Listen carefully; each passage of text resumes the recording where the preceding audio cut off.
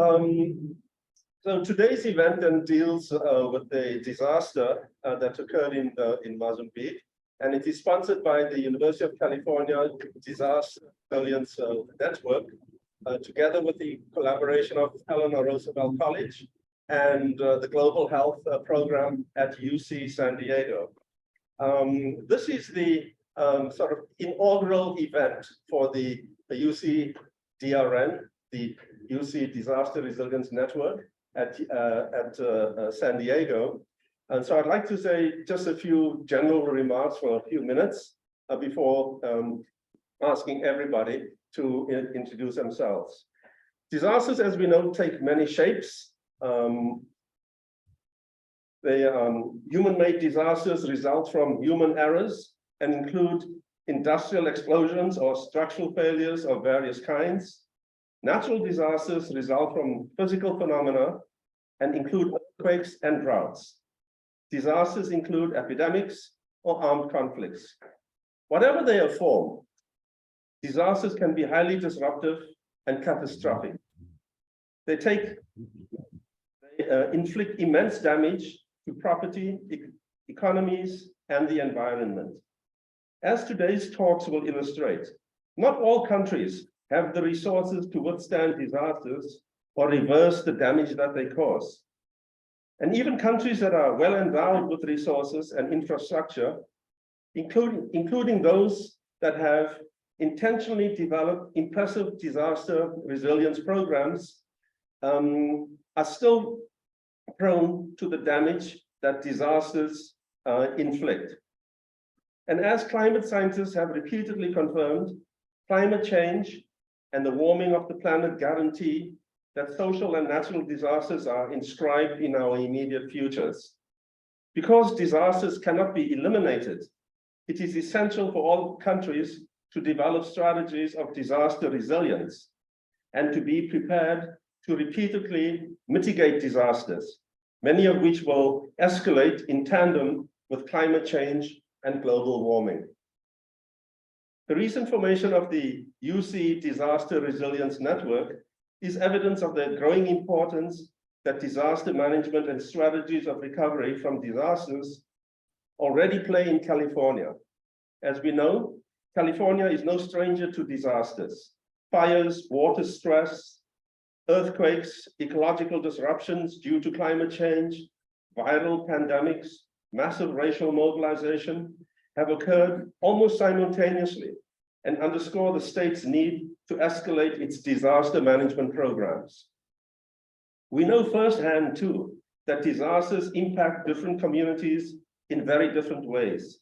Class, gender, age, race, and ethnicity refract the impact of disasters and can dilute the unifying effect that collective disasters generally produce.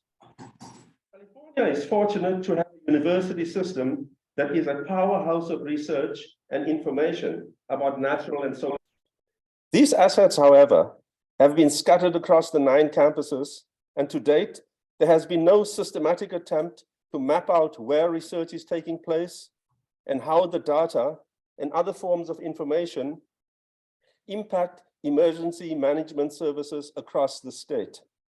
A major goal of the University of California Disaster Resilience Network, the UCDRN, is to begin the process of identifying who does what, where exactly data and information are stored, and how emergency management services may benefit from them. Reflecting the federal nature of the UC system, the UCDRN also has a federal structure. Different campuses have formed local chapters, which we call campus-based committees, or CBCs, that engage the particular strength of the home campus. UC San Diego is amongst the most well-endowed of the campuses. It has highly recognized schools of medicine, engineering, biology, and oceanographic research, as well as first-rate departments in the social sciences and humanities. The task of the UCSD CBC, Campus-Based Committee, is to help integrate these different strengths and align them in pursuit of an effective disaster management program that will benefit not only the university and its academic community, but will also enhance local emergency management services and help civil society, especially schools, neighborhood association, and youth groups, build a culture of resilience to disasters. Now, I don't want to take up too much time. That was hopefully could serve as a brief introduction to what the UCDRN is. What I'd like to do is to ask Professor Chip Schooley, who needs no introduction at the UC San Diego from the School of Medicine, to say more about the UCDRN if he chooses, and also to introduce our illustrious speakers from Mozambique, Professor Emilia Noor Mohammed and Abdul Razak Noor Mohammed. Before that, however, it might be a good idea if we could briefly just introduce ourselves and just say something about our interests in today's program. I'll begin with myself. My name is Ivan Evans, in the Department of Sociology and currently the Provost at Eleanor Roosevelt College. And I will begin and ask the participants who are present in the room to go first. And then I will ask people on the Zoom to introduce themselves. Let me begin with on my left. I'm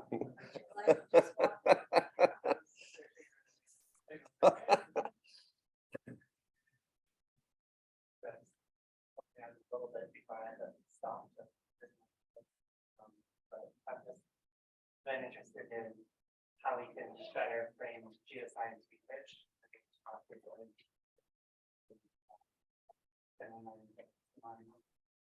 Duncan is down the home stretch on his PhD, so we wish him well. Connie? Yvonne? Connie Benson, I'm a School of Medicine, I'm an infectious disease specialist, and I've been working with Emilia and Razak for 15 years now. So we have strong research and educational capacity building programs with partnership with our colleagues from Mozambique. This program is an extension of what we're trying to do and build and help with in Mozambique for the last decade and a half. Thank you very much. I'm Erin Noste. I don't usually sound like I sort of do that. So this is where I don't. It's the end of asthma with the wind. So, but I'm in the Department of Emergency Medicine, and I do disaster response as well as pre-hospital care. I'm the EMS Emergency Medical Services Fellowship Director here at UC San Diego. Have experience within global health, doing disaster response both internationally with non-governmental organizations, and actually was in Mozambique in 2019 after the cyclone, and helped do the medical direction for an international NGO. I currently work with WHO, doing some consultancy work in the Pacific, setting up disaster response teams. So essentially creating disaster medical response teams in Pacific Island countries that we know are high risk of climate change events to respond to their own disasters. So we don't have to have a bunch of international teams come into a country that does not know the system, does not know the health system, and doesn't know how to take care of the patients that they're seeing there as much as the local population. So essentially set up that disaster resiliency to countries that are going to be at increased risk of having these extreme weather. Hi, I'm Elaine Tanaka. I'm a general surgeon. I work for IHS in rural Arizona. Elizabeth Winsler, I'm a faculty in School of Medicine, pediatrics, and I'm an infectious disease researcher. I do a lot of work on malaria. Last couple of years.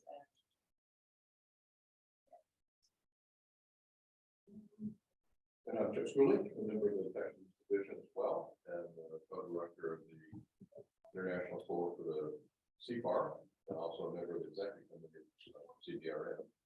Along with Connie Benson, I've been working with our colleagues for 15 years in other areas, mostly medicine, but there's a lot of interest on part of our collaborators to extend our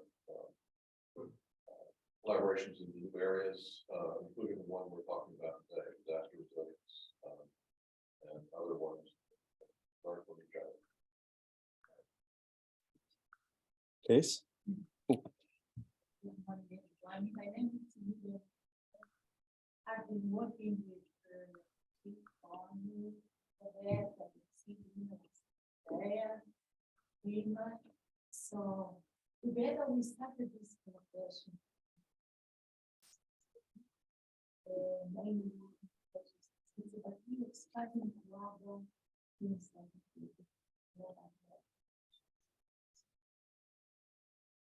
Hello, good morning.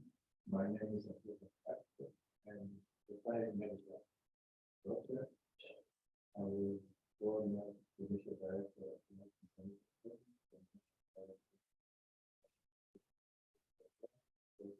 becoming the Vice Minister of Health. And after that, I was moved to be governor of Nampula, governor in the governor, the governor, there's the possibility of coordinate all the main departments of the province, like health, education, water supply, public work, and all other departments that are under the government of the province. So I have this opportunity to all these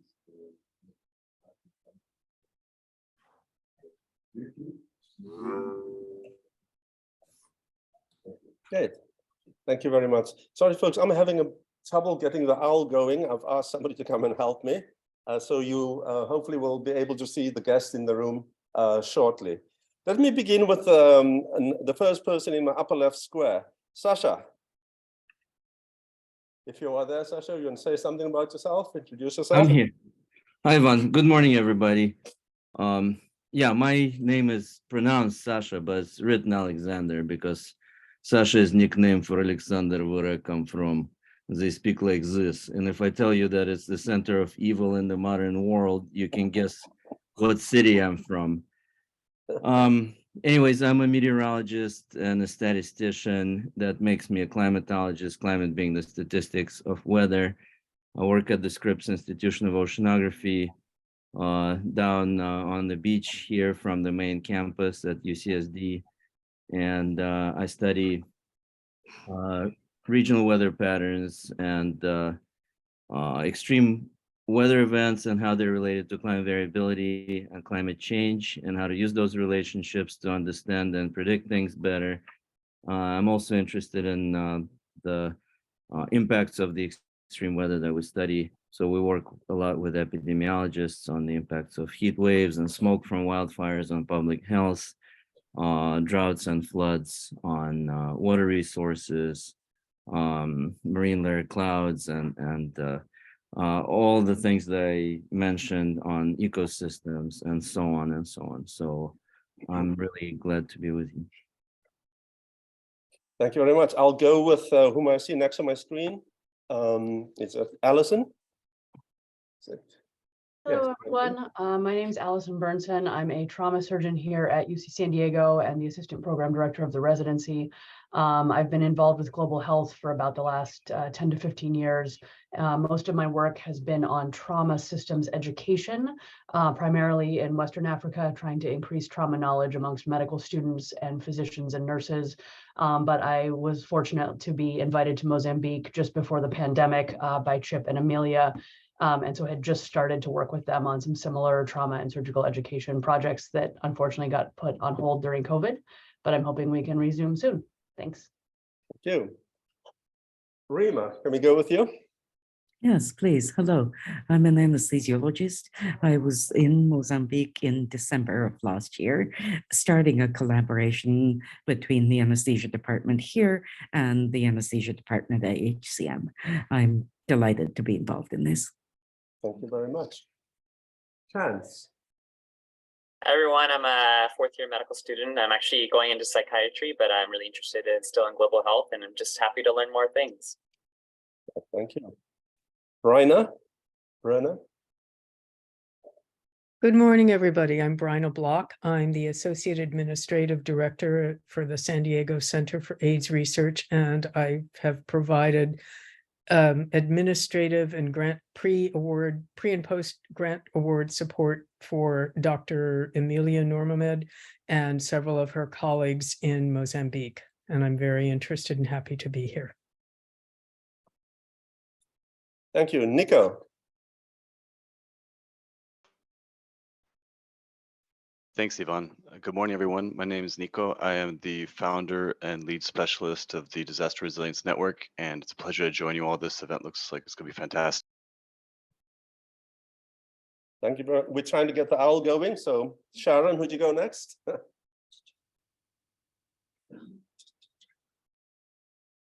Sharon? All right. Okay. I am Sharon Reed. My camera is not working in my office currently, and I'm a professor of pathology and medicine in the infectious disease department. And at UCSD, I'm interested in global health and have had the fortune to visit Mozambique and work with Emilia on a number of projects. I'm also director of the microbiology laboratory and worked with their laboratories. Thank you. David. Hi, everybody. I'm David Oglesby, and I'm a professor of geophysics at UC Riverside. I'm a seismologist, and I'm interested in the physics of earthquakes and generation of strong ground motion and its effects on humanity. So I'm very interested in disasters of all types. In fact, I'm currently teaching a course on natural hazards and disasters where we will be getting into cyclones and hurricanes. So I'm looking forward to learning some things today. Great, thank you. Now I've lost who's next.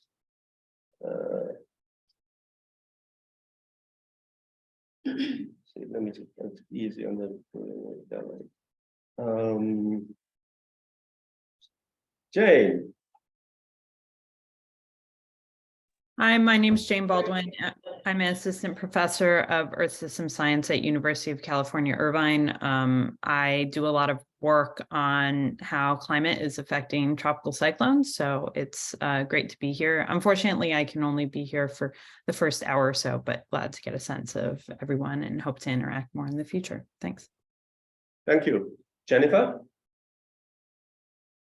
Hello, yes, I'm a recent graduate from St. George's University of London, and I'm working my first year as a doctor in the UK, and I'm doing an observership with Dr. Jonathan Lin for pathology and planning to come to the US. Thank you. Shenyang.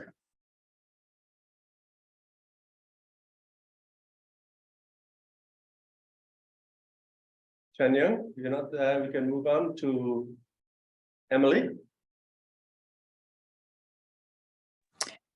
Hi, everyone. I'm Emily. I'm a physician, an ER physician out in San Diego, California. And I'm a National Physician Fellow in Climate and Health with the University of Colorado. And happy to be here. Thank you very much. I think that does it. So Chip, I'm going to ask you to come up and to introduce our two speakers. I also should have mentioned, by the way, that I have a particular interest in this because I'm from Southern Africa myself. I'm from South Africa, and I've been to Mozambique many, many times, especially when it was still known as Lorenzo Marx, which is now Maputo. Thank you very much. Chip Schooley, welcome.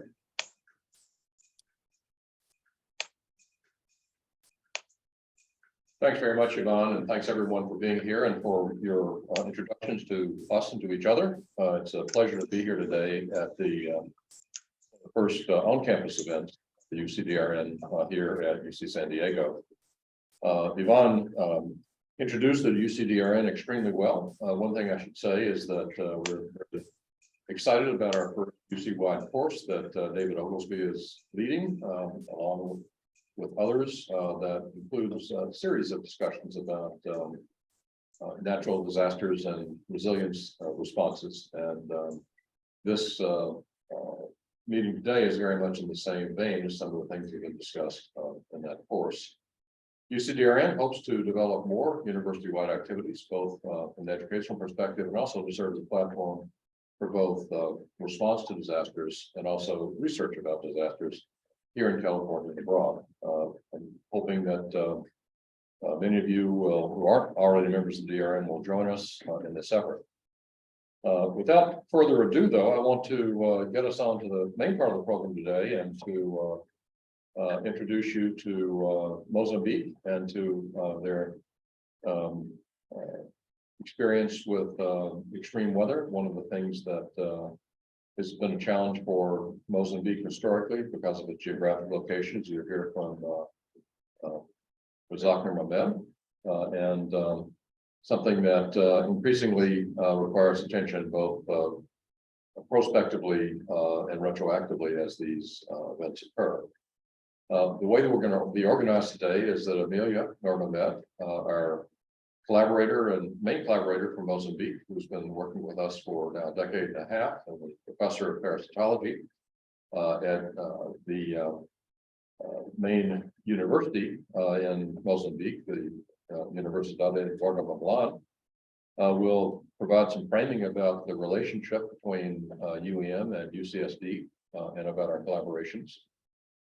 In addition to her career as a parasitologist, Amelia and Razak are married, and she's had to simultaneously serve as the first lady of each of these provinces that Razak has governed. So whenever there's a disaster, she has to serve both as a medical doctor, chief of parasitology, and to serve the same role that, for example, Jill Biden would serve if Joe Biden had to deal with a disaster. So she has two different perspectives on disasters, both the disaster itself and her husband's response to the disaster. So it'll be really interesting to hear her perspective on Razak's performance as a disaster manager.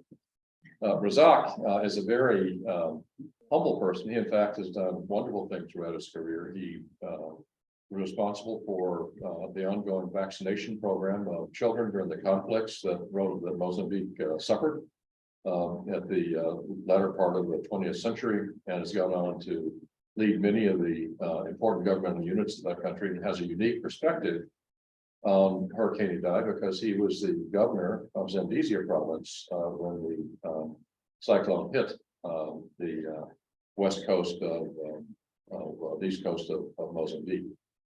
The challenge he had, as you'll hear, is that the focus internationally was all on Beira, which was the epicenter. But in fact, this was a massive typhoon that expanded, went from as far south of Beira to north of Keliman, and had major impacts throughout a much broader geographic area than people were aware. And because the international focus was on Beira, people outside that epicenter often had to make do with a much more complicated response without as many international and other supporters. So let me now introduce Amelia Nurmabed, who I've introduced a bit already, to talk to you a bit about our relationship with Mozambique, and who will then introduce you to Razak, who will then tell us about the typhoon event itself. Amelia.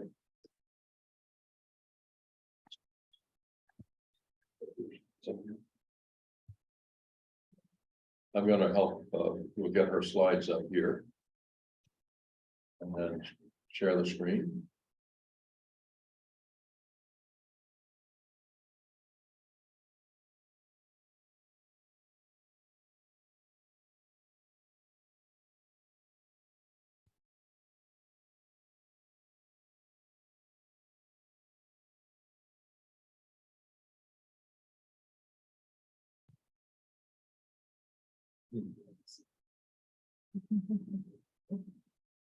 Good morning, everyone, once again. First of all, I would like to thank the UCSD team and colleagues for inviting us to share our experience in the context of the Cyclone Idai.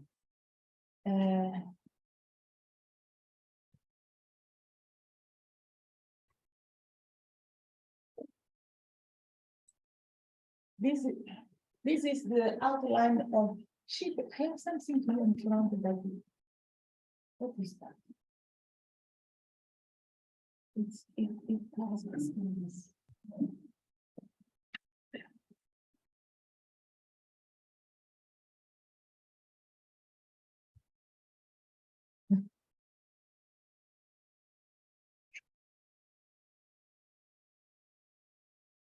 Okay, thank you.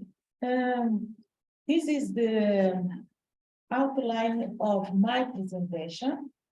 And the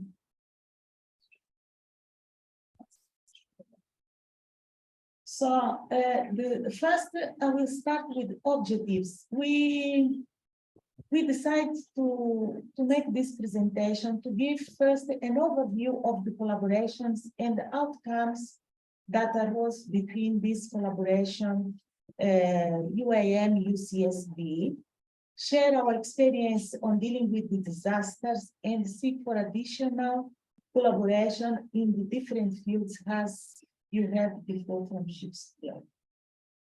So I will start to provide this background of Mozambique. I know all of you are aware. It is a country located in Southeast Africa with a population about 32 million.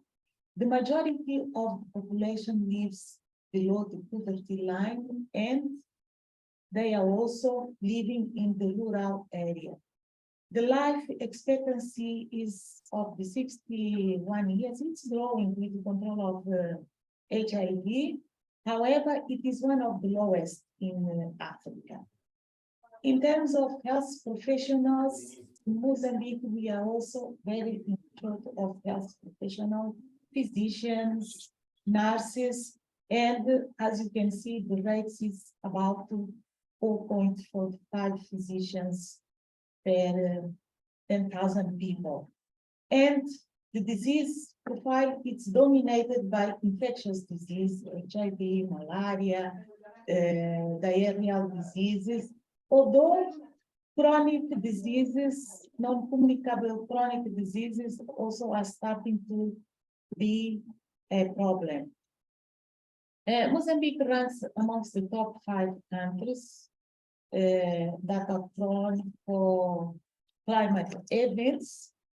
In this slide, I want to show, because I think it's important, how Mozambique it was shortly after the independence and at 2010 when we started this collaboration with UCSD.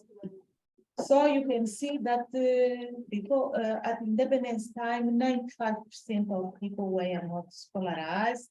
The health national system covers only 10% of the population. And while now at the moment, the health system is much more, has expanded in terms of number of health professionals, but also in numbers of coverage. But though, despite all these progresses that we are making, we still limited with the financial and human resources. And to make it worse, after the independence, the country went through 16 years of debilitating civilian war. But once the peace accord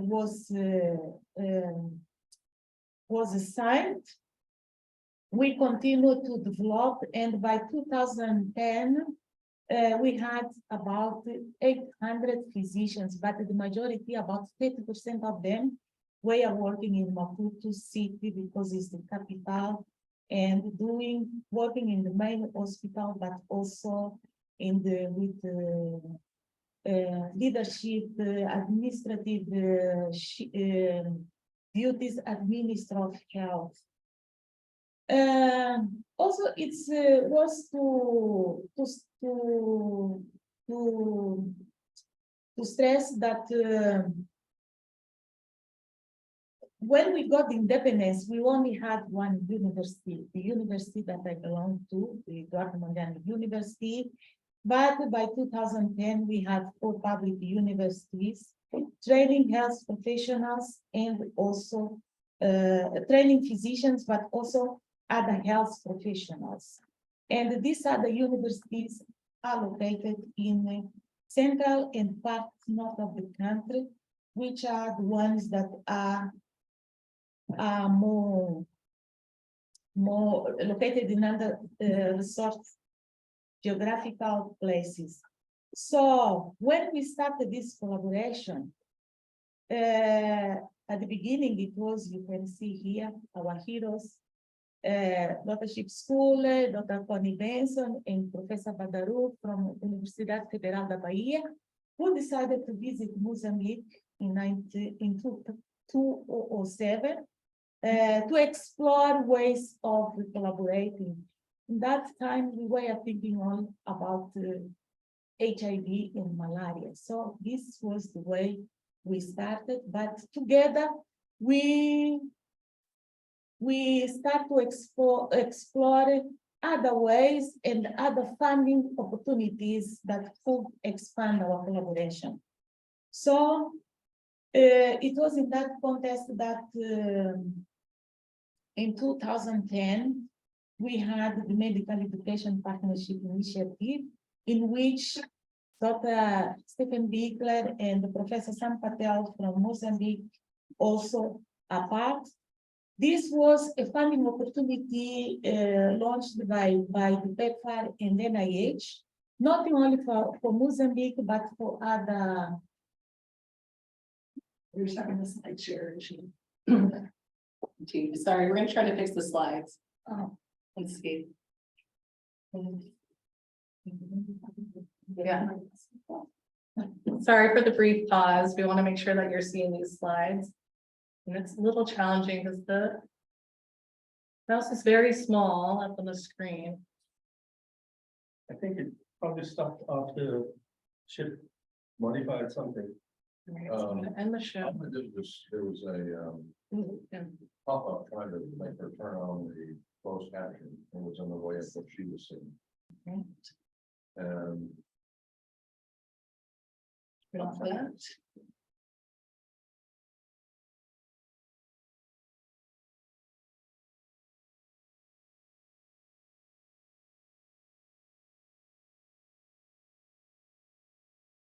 How about now? Oh, presenter view.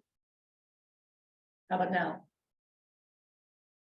Is it maybe showing the wrong screen? Is it showing the different? It was working earlier and of course. All right, so I'm gonna stop sharing.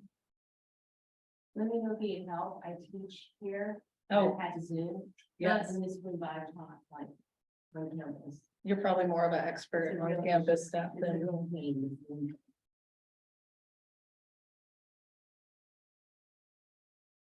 Because you want to be able to see presenter yourself, Here but you show go. everyone else the. Yeah, it just was frozen too, you know. Making sure the computer is the same as what's in the screen. Yeah.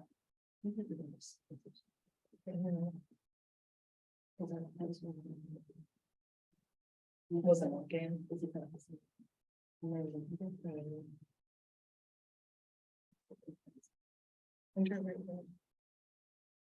Share a portion of the screen.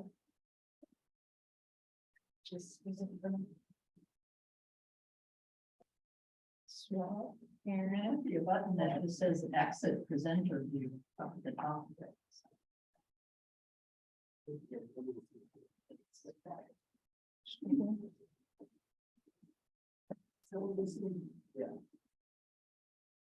So they still just seeing. So what's happening now is we're seeing that they're seeing there, which is probably what on your laptop. Oh, that looks good. This is my quick fix of when things don't work. It's just the portion of it. All right. You should be good now. You were on the slide. Yes, should be good. Thank you so much. I was saying that our collaboration was leveraged by the opportunity we had that was funded by NIH and PEPFAR. It was awarded not only to Mozambique, but to other countries, including South Africa. And South Africa had 2 awardees, as always, in terms of research, they are behind other African countries. So the main thematic areas were this one: to increase educational capacity, develop research, strengthen bioinformatics, develop retention and sustainability strategies, and build communities of practice. At the same time, we had the opportunity to also write about the Linked Award, and we had Dr. Stephen Bickler as the PR, and he wrote the Linked Award surgery because primary surgery in our countries is neglected. So apart from the challenges that we know in terms of maternal mortality and so on, now we have this challenge with the natural disaster, which comes more frequently and more strong. And I'm happy to know that Alexandra was there, so she will be able also to share with us in terms of discussion what she found. I'm sure you were in Beira, not in Kiliman, because all support was for Beira. Okay, so in terms of research and training strategies that we developed, there were various. In this map, I want to show how our collaboration and activities were expanded in the country. So in the dark gray, these are the places where we are developing our activities together with our colleagues from UCSD. And briefly, this is just brief. Basically, we created a research support center, and the aim of creating this research support center here was to have an entity which was going to help Mozambican researchers in writing and submitting grants in international agencies because they have special requirements, but also to coordinate all these activities within different institutions we were working on. So we developed a number of research and didactic courses, peer mentoring, and joint writing research grant application. We had bilateral, and we still have bilateral extended residency program between UAM and UCSD. We developed in bioinformatics. We supported new schools that were created. And we also developed postgraduate training programs. None of these ones existed in Mozambique before, as a way to help developing research and retain health professionals where they are most needed. So in these slides, I brought some results and effects of our activities among this within these 17 years. Which 15 years, which is all these grants, because was not only in MEPI, but then we had different training grants and programmatic grants, helped to create these master programs.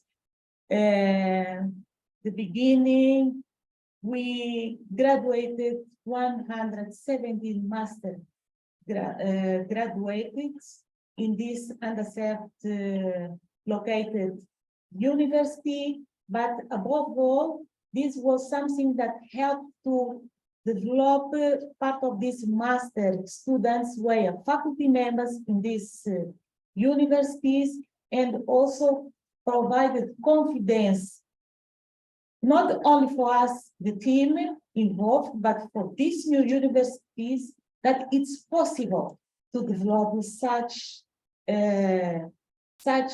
training programs despite the shortage of human resources, because we created this networking inside the country, but also with our partners that we were sharing the resources and so on. So I will not go through all this, just to show But to date, we were able to write 75 research grants that have been awarded, and all this work that we've done has contributed to 125 publications in peer-reviewed journals. And what is the most important about it is that most of these manuscripts are fast authored by Mozambicans, reverting the previous situation in which the majority of publications have as the first authors the people from researchers from high in-country institutions, because normally they are the ones who provide funds for it. But we in this UAM UCSD partnership, we focused on building local expertise to ensure sustainability of our activity.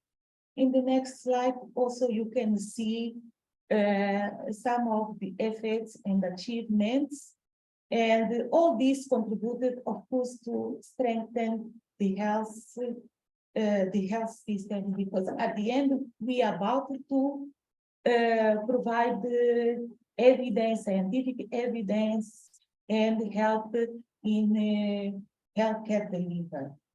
So this is what, in short, I would like to share with you. Here you can see pictures I borrowed from all the slides, pictures of our residents in here at UCSD.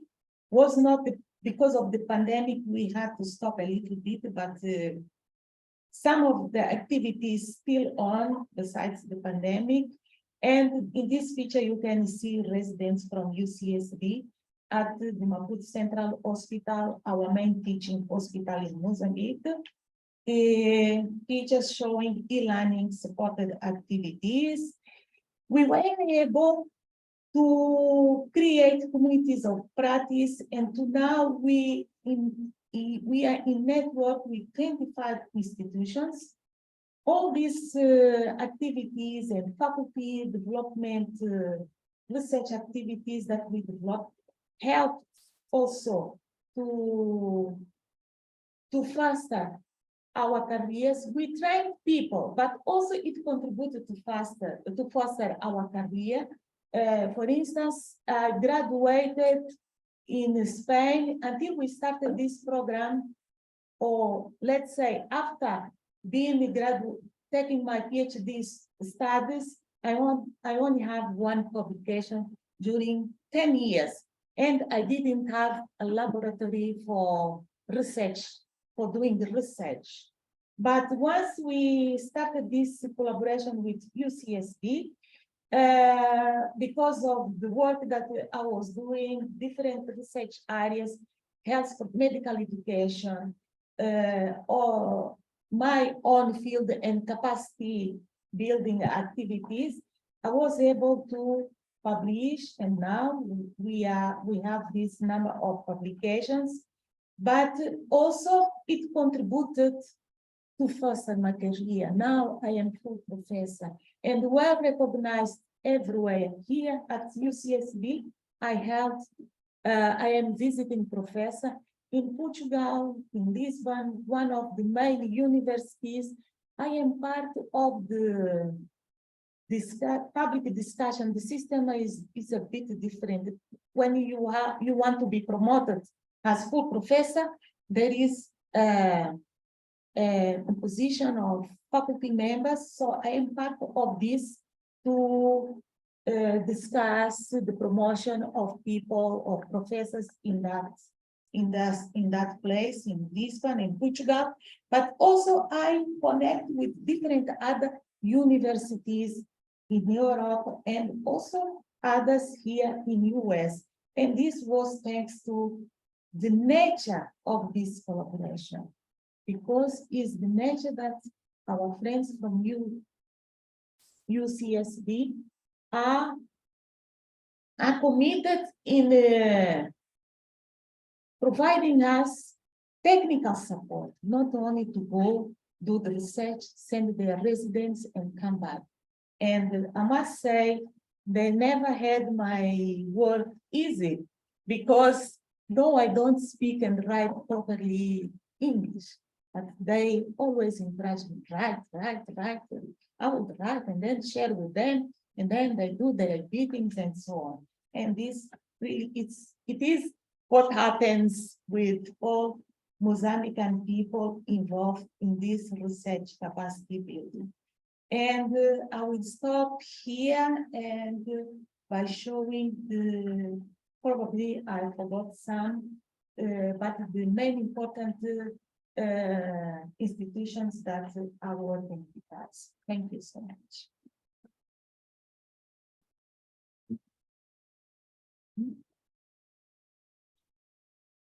Thank you very much, Professor Amelia, for setting the stage for the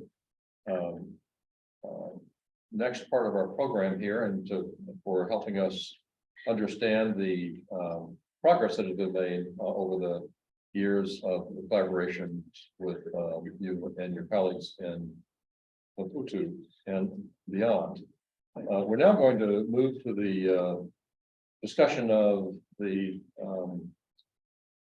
typhoon itself. And as I mentioned earlier, the main presentation will be provided by Dr. Abdul Razak Mir Mohamed, who served as the governor of Zambezia province when Idai arrived. And after he and Amelia have spoken a bit about this, then Erin Noste, who was also involved in the response to the typhoon from an international perspective, will make some comments. I'm now going to try to switch us over to his presentation. All right, but I'm actually going to let Erin do it because she has struggled through it already. There's no reason to struggle when Yeah. someone's already done it.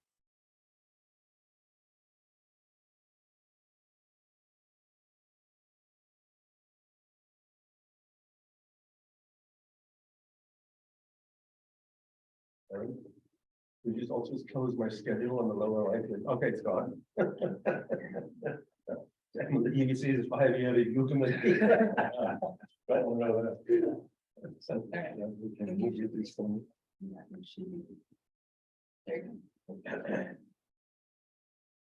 Good morning, everyone.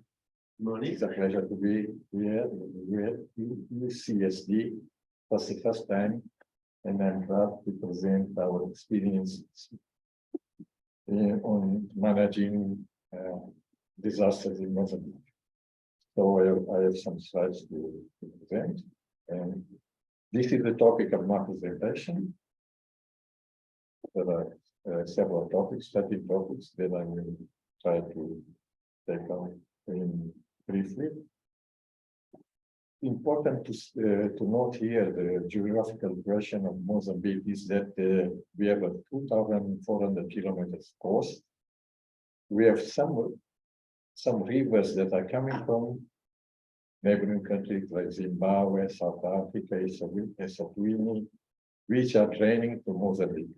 Most of them, like Zambezi, the river Zambezi, Congo and Buzi in the center part of the country, and Komati in South Africa and Buzi in Eswatini.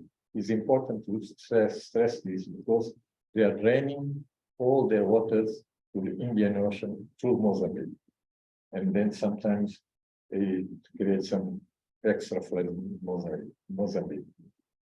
Also, there are some local rivers that are prone normally for floods, like Lugenda in the north, in Niassa, the Congo in Zambezia province, that is every year has mild and serious flooding, and also Limpopo in the southern part of the country, which has also creating some from time to time floods in Mozambique. So there are increased volume of water discharged by the dams of the rainy season, aggravated flooding in downstream because of the dams that are in neighboring foreign countries.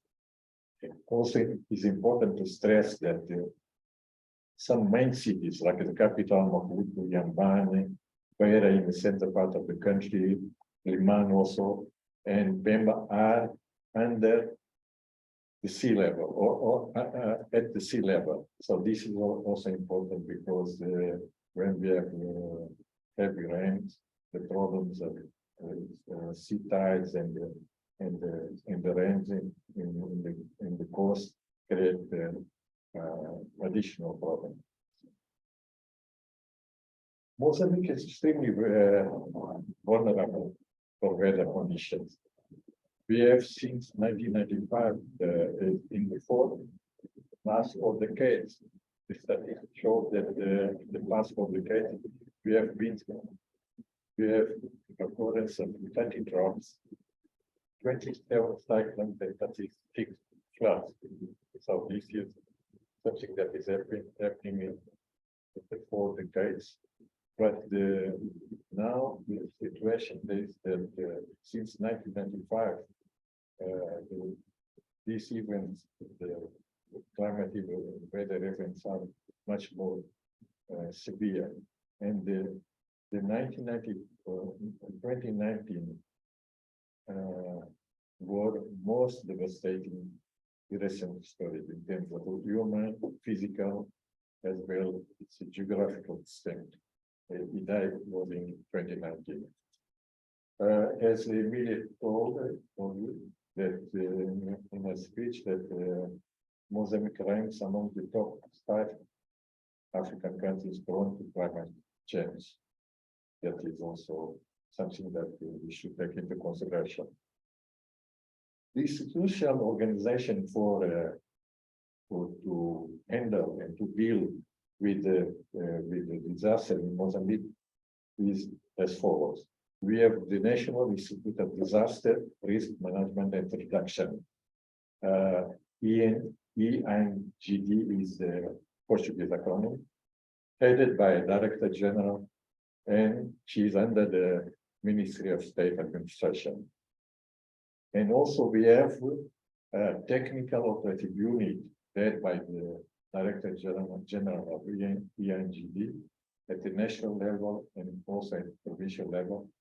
At the provincial level is headed by a provincial director, which include technical staff from areas that is mentioned above.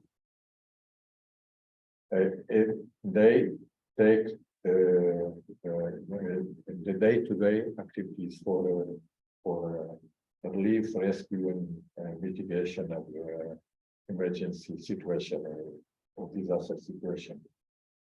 In between, we have at central level the National Coordinating Council that is chaired by the Prime Minister and has the most relevant minister in charge of related with the management of disasters.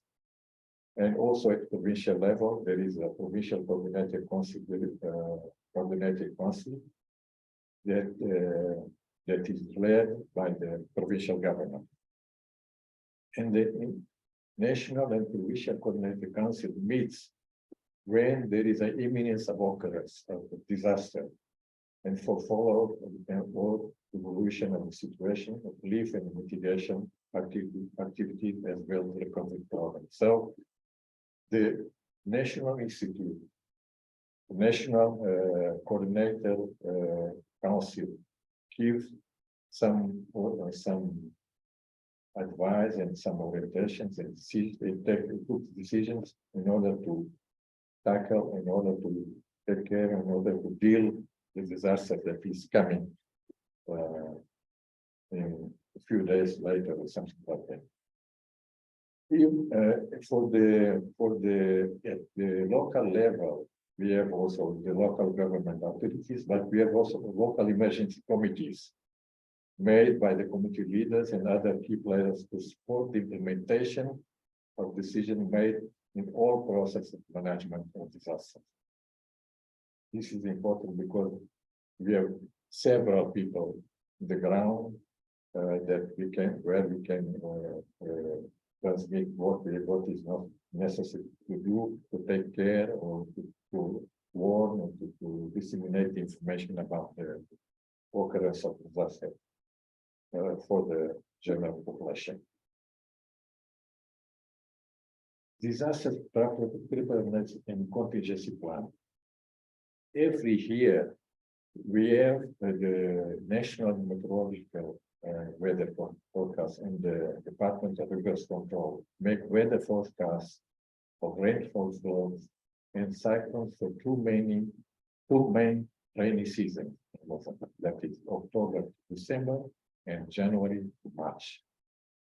With that information, the INGD made 3 scenarios of the population at risk and of the region that can be affected, which are classified as normal, moderate, or severe.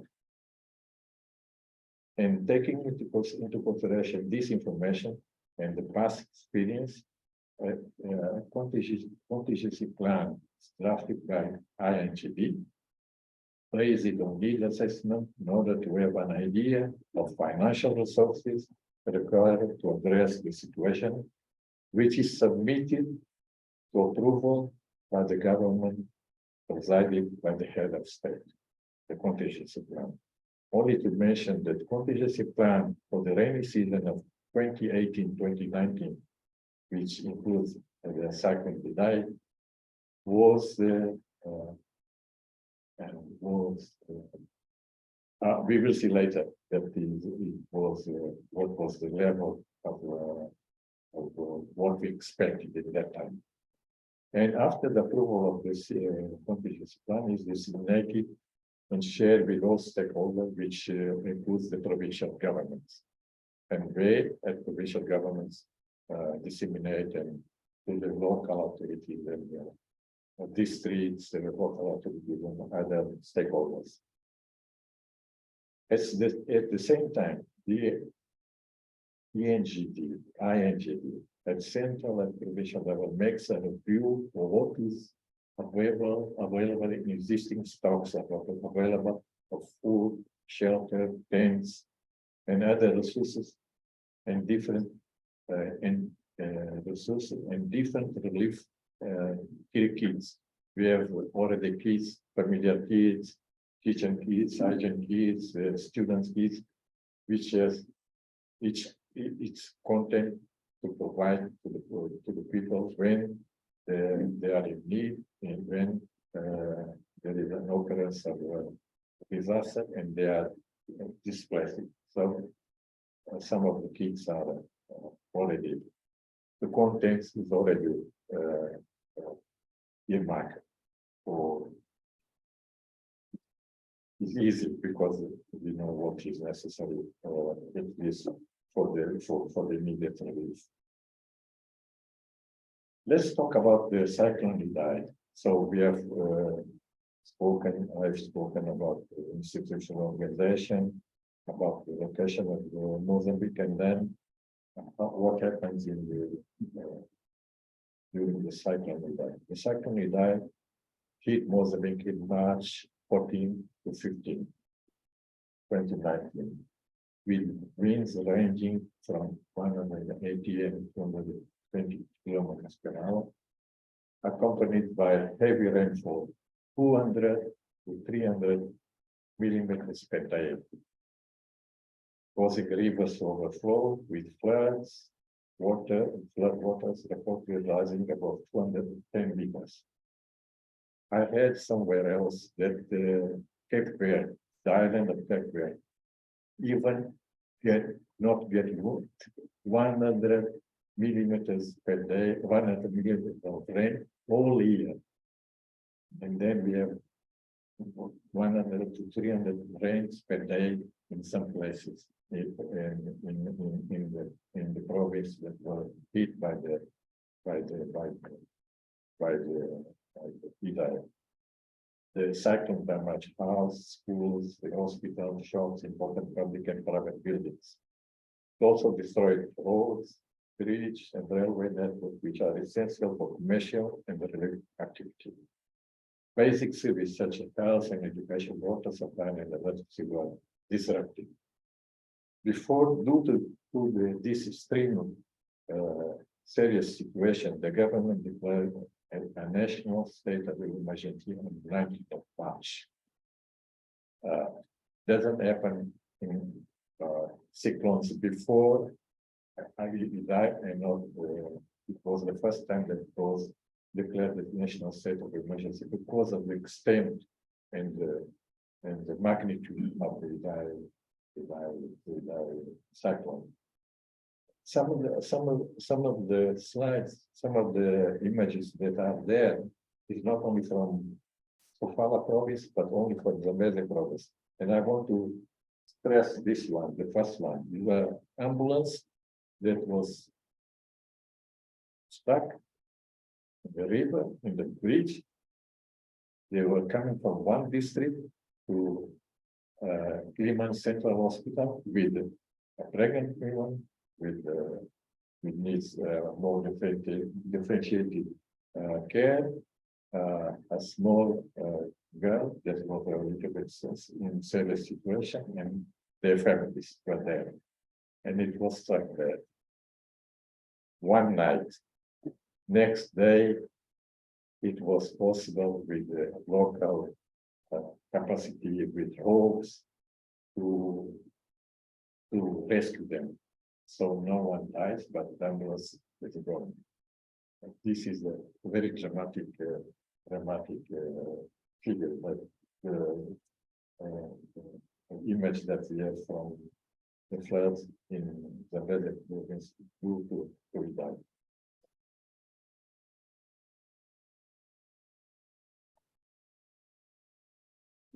I have some figures about what happens in Idai. In the 5 provinces, Sofala, Manica, Tete, Zambezi, and Yanban. The estimated land, 3,000 kilometers, square kilometers of land, is 17,015 hectares of cultivated land and flood and time. So we have out of 740 deaths in general due to floods, not only from Idai, 600 died because of the cyclone and floods created by Idai. About 240 households had their own totally or partially destroyed, and 227 families were displaced. Which 160,000 were sheltered in 164 temporary accommodation centers across the 4 provinces, which need immediate and urgent assistance, food, shelter, water supply, and other problems that is necessary for the normal life.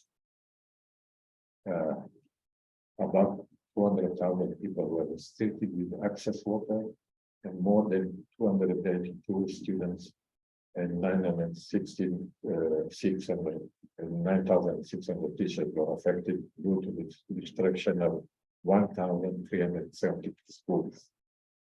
89 health centers were seriously damaged and 3 destroyed, and 2 health training facilities were partially destroyed.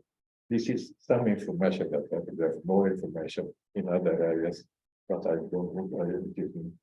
I think that is enough to see the human and social impact of Idai in the 4 provinces in Mozambique. In this figure, you can see in this image, you can see that they say here that is 2018, January 2018, and March 2019, the situation of water there in this place because of the floods in the river Pungwe and Zambezi, and there is almost a new sea that was created in that place. And then other images about the situation of people that were trapped there, totally isolated, and it was necessary to rescue them by air, by helicopter. It was not possible over or by boat. As Emilia mentioned, the epicenter of the cyclone Idai was Beira, Sofala, and other provinces, but the epicenter was Beira and Sofala province. So the city of Beira suffered serious because of the Idai, the cyclone Idai. It is worth to not mention that Beira is the second most important city of the country, with a population of almost 5,400 540,000 inhabitants. Due to the cyclone, Beira was severely affected and temporarily isolated. 1 week without water and electricity, 3 or 4 days without communication. It was not possible to communicate with them with any means, and access to the banking system. All the banking system was disrupted also. Roads to neighboring countries like you can see neighboring countries like Zimbabwe, but provinces of Mozambique and that were damaged, and some of them were closed. Several houses, public and private buildings were destroyed or damaged, including the central hospital of Beira, the second most important hospital of the country. The port of Beira was also impaired and failed the railways network to Tet, Manique, and Zimbabwe. This is important because some of the support was possible to come to the port of Beira, but it was not possible because it was also damaged, and the railway system also is important for relief and for commercial activity also was damaged. So Beira was isolated, and it was difficult to get support to Beira and to send the support from Beira to other neighboring provinces like Manique and Tet but mainly Manique and Zambezi.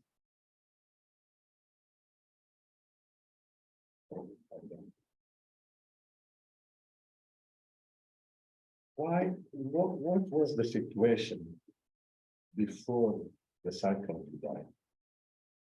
1 week before, the weather department issued warning about the cyclone with expected winds about 200 kilometers per hour. That time, the situation in the country was already very difficult, with heavy rain and floods, particularly in the provinces of Zambezi, Sofala, and Kandahar.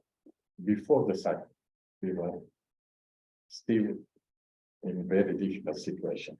The people live and the warning by INGD and provincial municipalities and local emergency committee were used on the imminence of severe cyclone.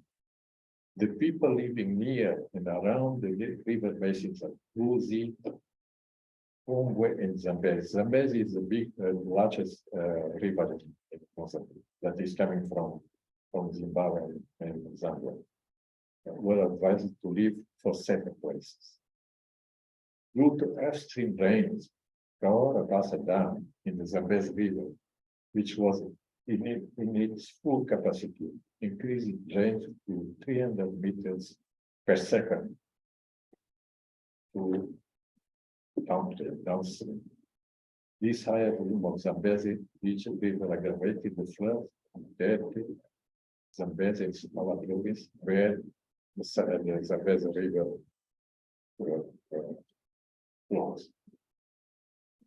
It was in this context, with this difficult situation, that Idai struck Mozambique, especially Beira and the surrounding districts of Sofala, Zambezi, Tet, Manique, and so we were already very high pressure to deal with the situation, and then Idai came and aggravated totally and disrupted totally the situation of the country. You can see some some images of Idai, not only in Sofala, but in the neighboring districts of Zambezi, there, and we can combine. This one is also, it's not, you can see, it's not possible to do, there is someone taking two babies and going around to a safer place. This was in the very city. So, what I tried to mention before, the contingency plan that we have drafted, the government, the NHD that was approved by the government, expected that we have in the rainy season of 2018 to 2019, we are going to have 1.5 million people affected.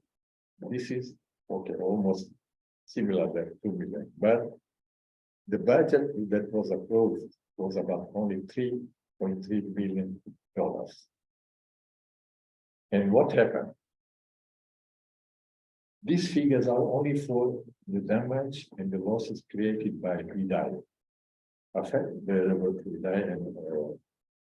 They were affected 2 million people.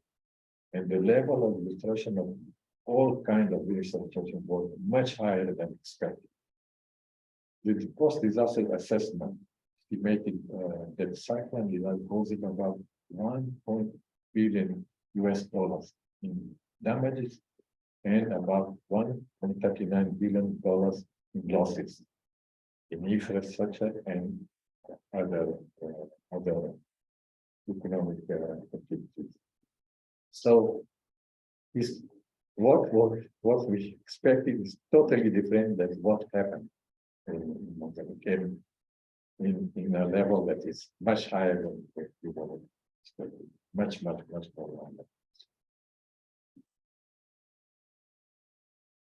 What are the constraints that we were facing?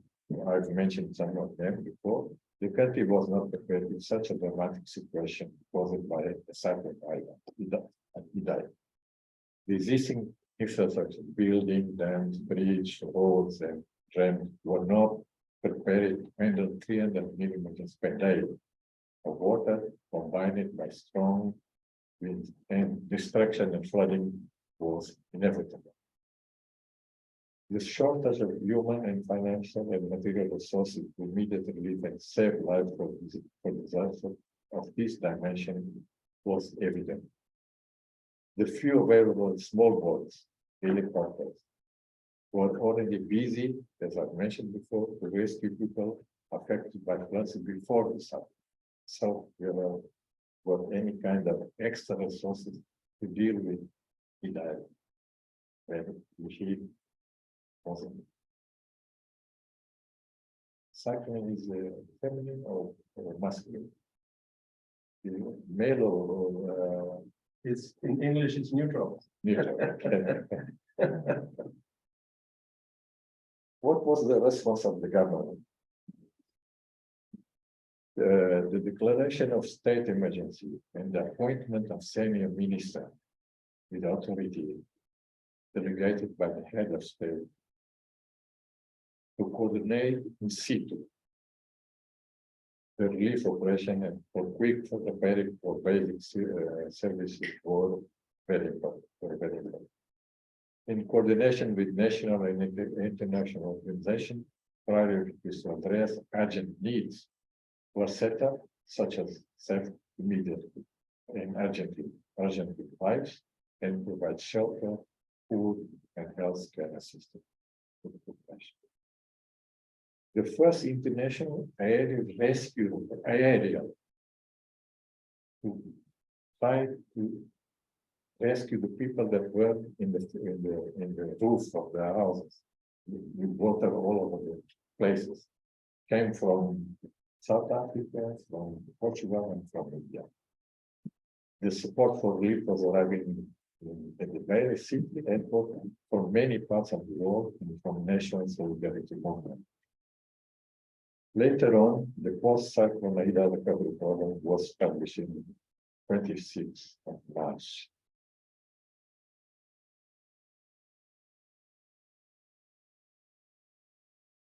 the response in Zambezi province where we were working, myself and the first lady. We have also already dealing with persistent rain and flooding of the Congo River, which I mentioned before, the Congo River, affected thousands of people in 4 out of 22 districts. The name of this is here in the slide. About 40,000 people were displaced. This is before the cyclone. And roads, bridges, and schools and private schools and health centers also were damaged. So we have some figures that I don't want to put it here because not that much more time. So we were already operating full for rescue and relief operation, though with limited financial, material, and human resources. So they will die. Idai have affected about 6,000 people in Zambezi province. As I mentioned before, Sofala and Manica were the province that were much more affected. But we have also 6,000 people affected directly by Idai in the districts of the south of Zambezi, and all these districts, Morobala, Mope, Waganshi, are bordering Zambezi and are not neighboring of Sofala province. So these are the more pressure on our activities in the field. And she asked me to show you that we are using some artisanal boats and some boats artisanal boats made by wood, very precarious wood, to support to relief operations. Even that, boats are also used because we haven't got, it was available in that time. Artisanal boats, small boats, and other resources. But these artisanal boats are very precarious and it's not so safe that we think so. So, because of the situation in Zambezi and other provinces, because the money that was allocated for contingency plan was limited, and because we have extra needs, we at the provincial level try to mobilize more resources from government, from NGOs, many NGOs, national and international, foreign profit organization, private and civil society, religious organization, and bilateral operation, and bilateral cooperation and international multilateral organization. We have some extra resources to take care of what we have in relief and rescue the situation of Zambezi province, not caused only by Idai, but by other events before Idai. So the response in Zambezi province was the rescue isolated people and save lives, shelter and provision of food, safe drinking water, and other support for displaced people, provide healthcare assistance and immediately, and restore assets by small private artisanal boats that are shown there. In the short and medium term, it's very important to provide seeds and agricultural means to people to start again their life. Because if they are waiting only for the food that we are giving them, it's not sustainable. The construction of health centers and school and other infrastructure, restore commercial activities also is important because people can buy in some places. It's possible to buy something. Some people have some money and then they can buy some food and some other products that are necessary for their life.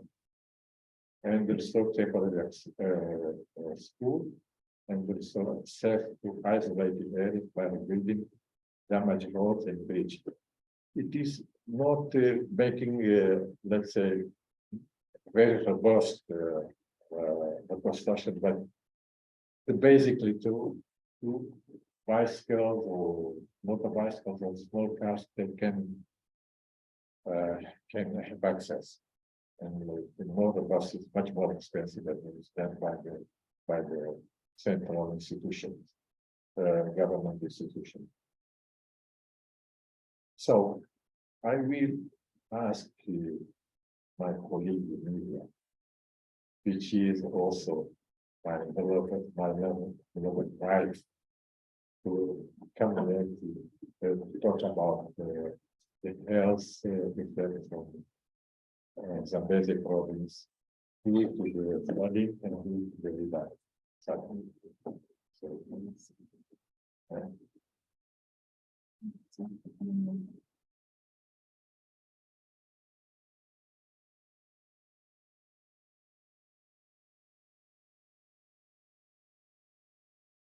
a big disaster happened. Now, while he was presenting, I realized that I made the wrong version. Okay, because I inserted my version in this version, and it's not there.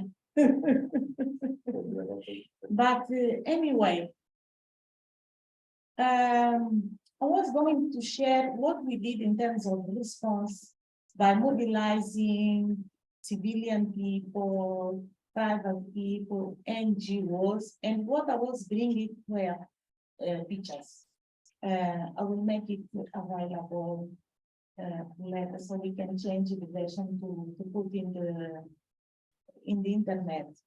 But yes, as we had Cyclone, the epicenter was Beira, but other provinces, Zambezi, it's never, Teto, Manica, and Inhambane were affected. We don't know why, perhaps because Beira is the second city in Mozambique, all attentions went to Beira. But indeed, the destruction was very strong. But we cannot compare Beira with other places because other places most are rural areas. So the magnitude of destruction is different.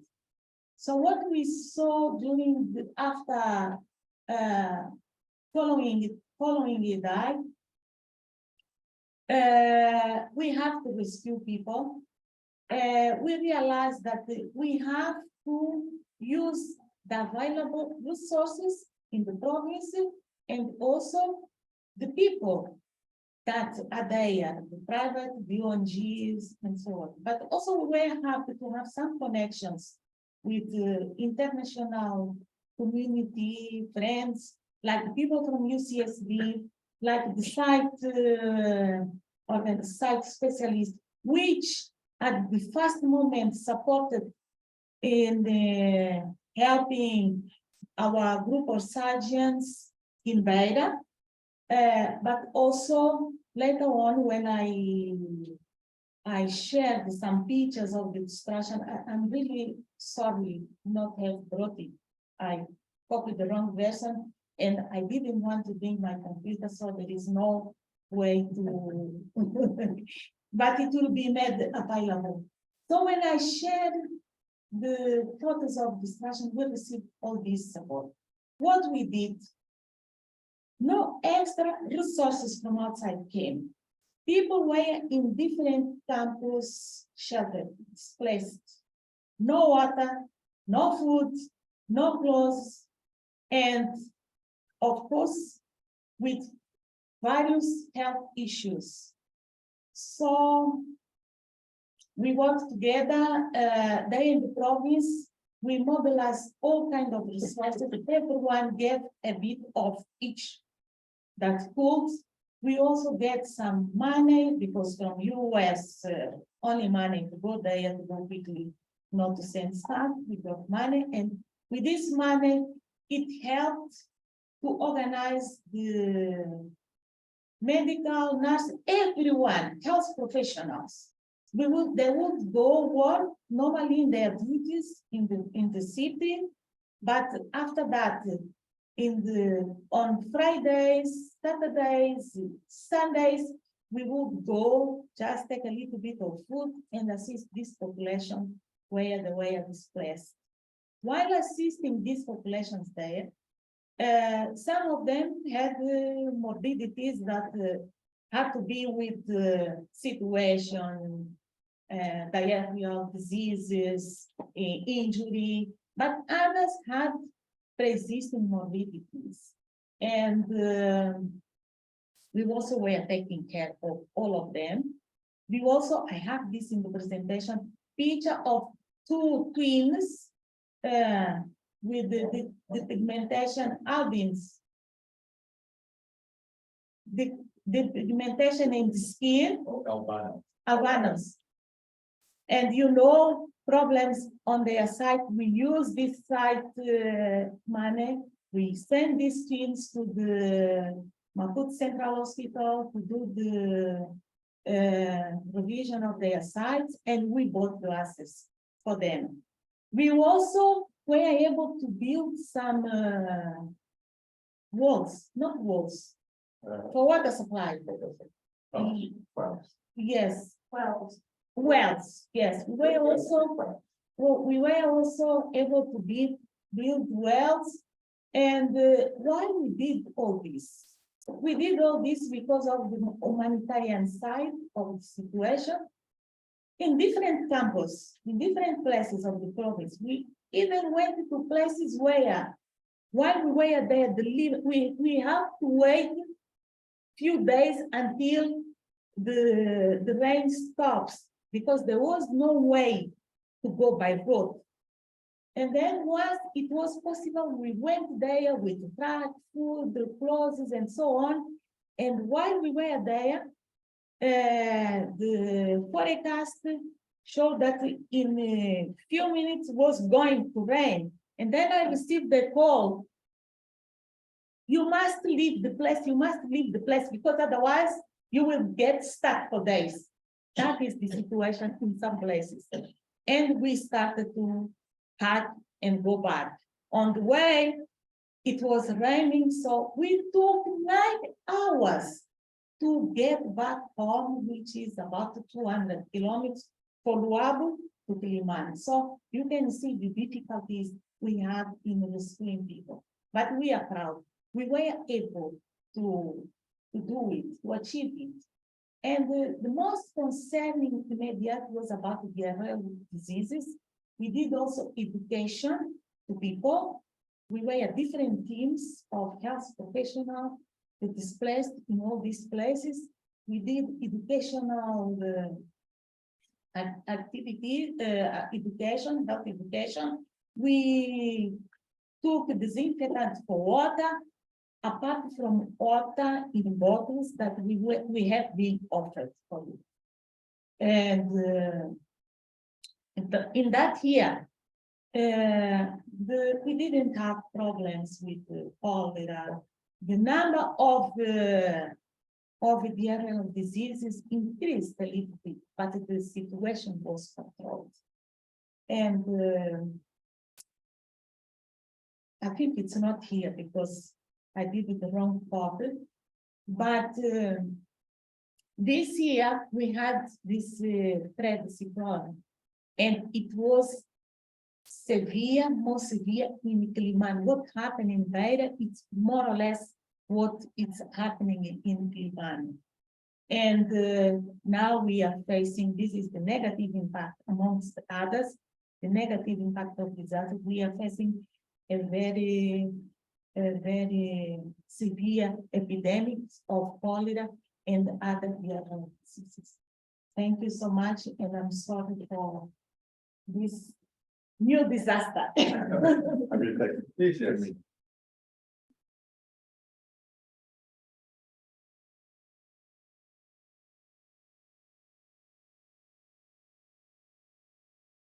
key important issues of money. This is also my experience. Leadership, coordination, information sharing, regular and timely assessment of the situation is critical. Regular coordinated meetings with relevant stakeholders and other people are fundamental. Know who is doing what and where. Should know.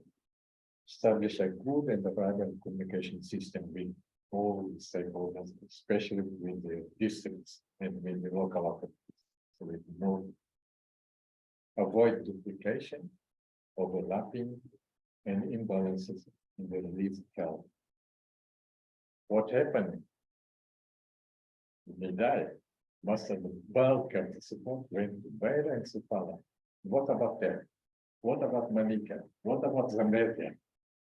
But people, Idai was, Beira and Idai and Sofala was in fashion in that time. So all the support was going there. So imbalance is very important to take care of imbalance, to avoid imbalances because we have another people that are in need.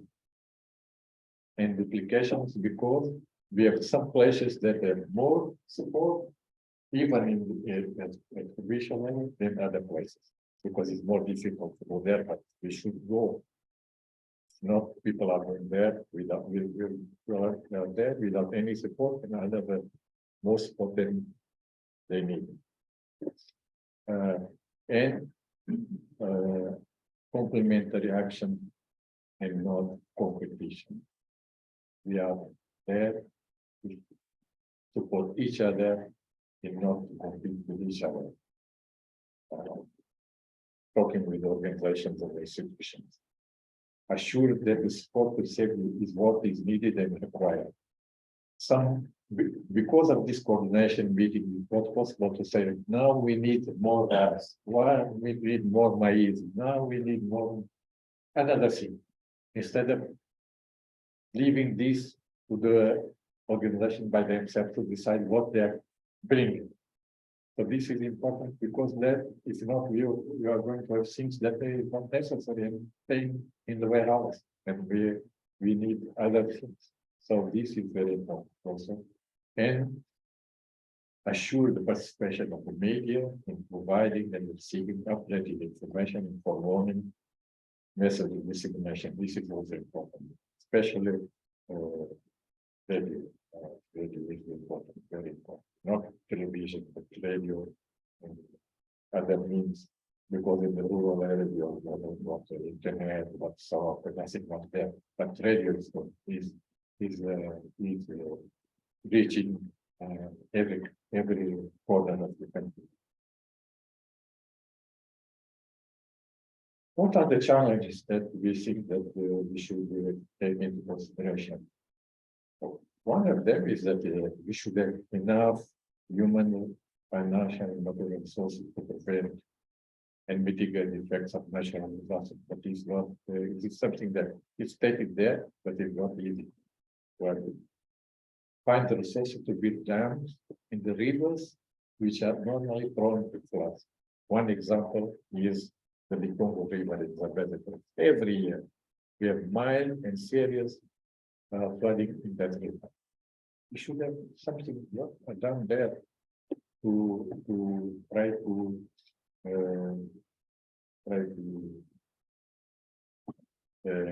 avoid this kind of situation. Build affordable, resilient housing and public infrastructure according to the specific local context, either in urban or rural areas. What's happening? We are building a health center 2 years later because of the floods and wind. That one. Health centers the same, school the same, other buildings the same. So houses of the population. So every 2 3 years we're becoming a vicious circle. We are building, rebuilding, and then 2 or 3 years we are again back in the same situation. So, but this is not easy also. Affordable, resilient houses for the population living in the rural areas. Not something that is something that will probably can be one of the research team. And communication and the sensitive paper recommendation for this place is with basic facility water as provision and food also should be available before communication and sensitization of people to live timely in a certain place. Because sometimes we ask them to, the cyclone is coming, rain is coming, but they say, I've not seen nothing, I've not seen nothing, so I'm staying here. This is my place. I'm leaving, my family is leaving, so I'm going to live where it's necessary. And sometimes it's too late when we try to rescue them. Protection of the environment, like shopping down mangrove tree, which is used to build the house, for fencing and firewood. Improve planning and urbanization of cities according to this city, including drainage system. Because some of the cities have severe drainage problem, and then it generate floods in that particular city. Lesson learned and way forward.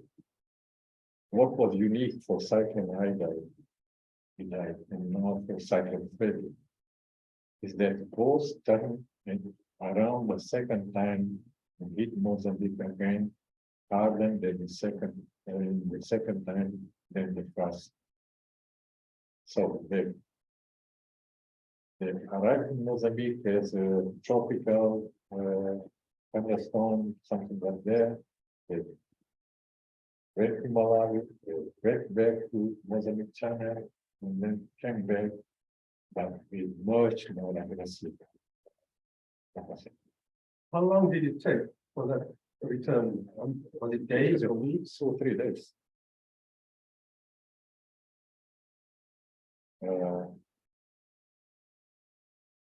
Extreme climate events include Cyclone Idai, Kenya, which happened 10 days after Idai in the north of the country. Fred and now Freddy, and many others that happened before can be considered as part of new normal.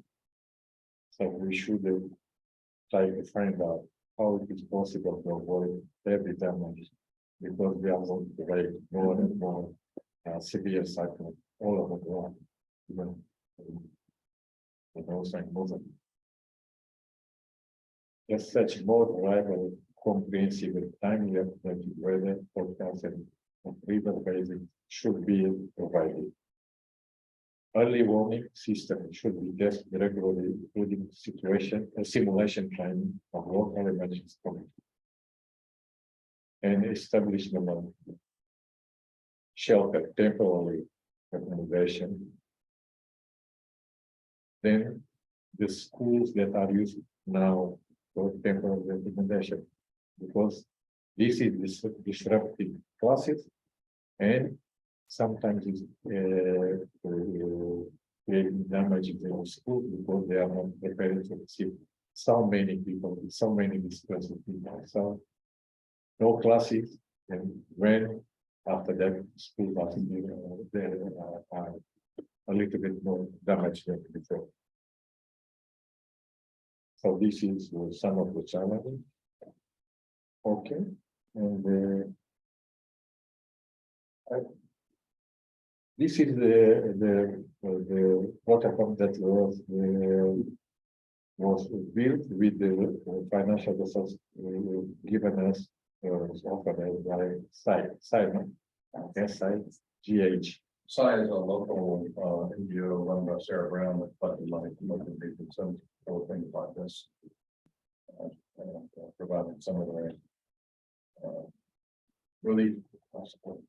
Yeah, I forgot to tell that in May 2019, there was a donor pledge conference in Beira City in May 2019 to provide the support for the recovery of the whole area, especially Beira and surrounding districts. And in that conference was attended by 700 people. all the United Nations agency, many bilateral cooperation, African Development Bank, the European Union, and the main donors in the world over there. And they were pledged at that time $1.2 billion of support. As I mentioned before, the assessment need for about 2.8 billion US dollars. So some of the support came, another is still coming. 2019 to 2023. And other situation that I want to mention here, for example, what is the problem is that in 2015, when we arrived in Mozambique province, we had severe floods, not cyclones, severe floods, and destroyed many houses, damaged schools, health centers, and bridges. One important bridge was damaged at that time.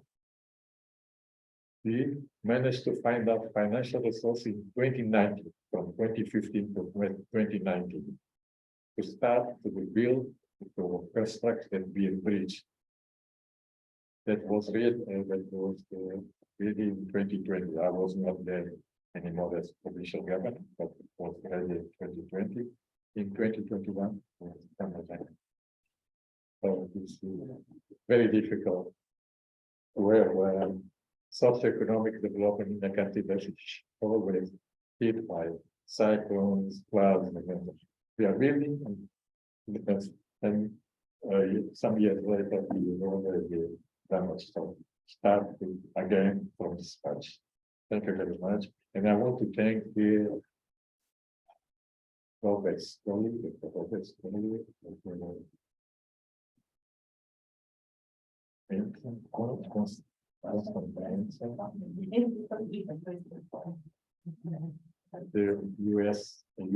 UCSD staff and friends for inviting me to make this presentation. Thank you very much.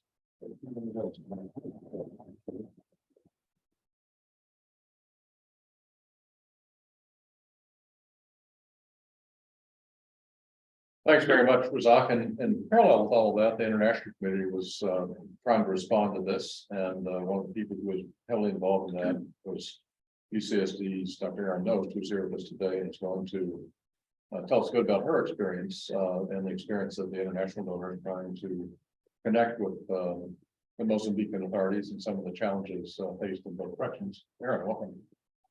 Great, thank you. Give me 1 second to stop share, reshare, and all that fun tech stuff. Let's see. And if anyone wants that's in the room, please help yourself to coffee and fruit and bagels, etc., because there's plenty there. And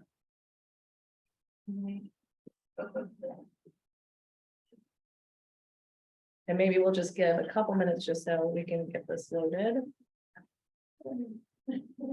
And just for background too, as I'm getting my 1 second.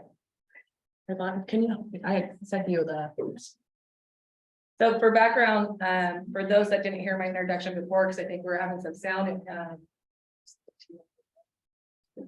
information. So I'm Erin Noste. I'm an associate professor here at UC San Diego in the Department of Emergency Medicine. Been at UC San Diego for now about 4 years. Have a background in disaster response as well as in pre-hospital care. For the first part of my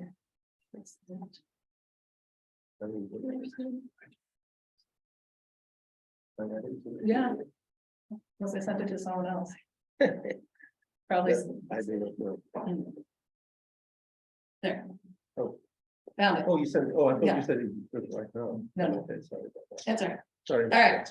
And so I've worked doing medical direction for international nonprofit called Team Rubicon, which I'll talk about, which is who I deployed with to Mozambique in 2019.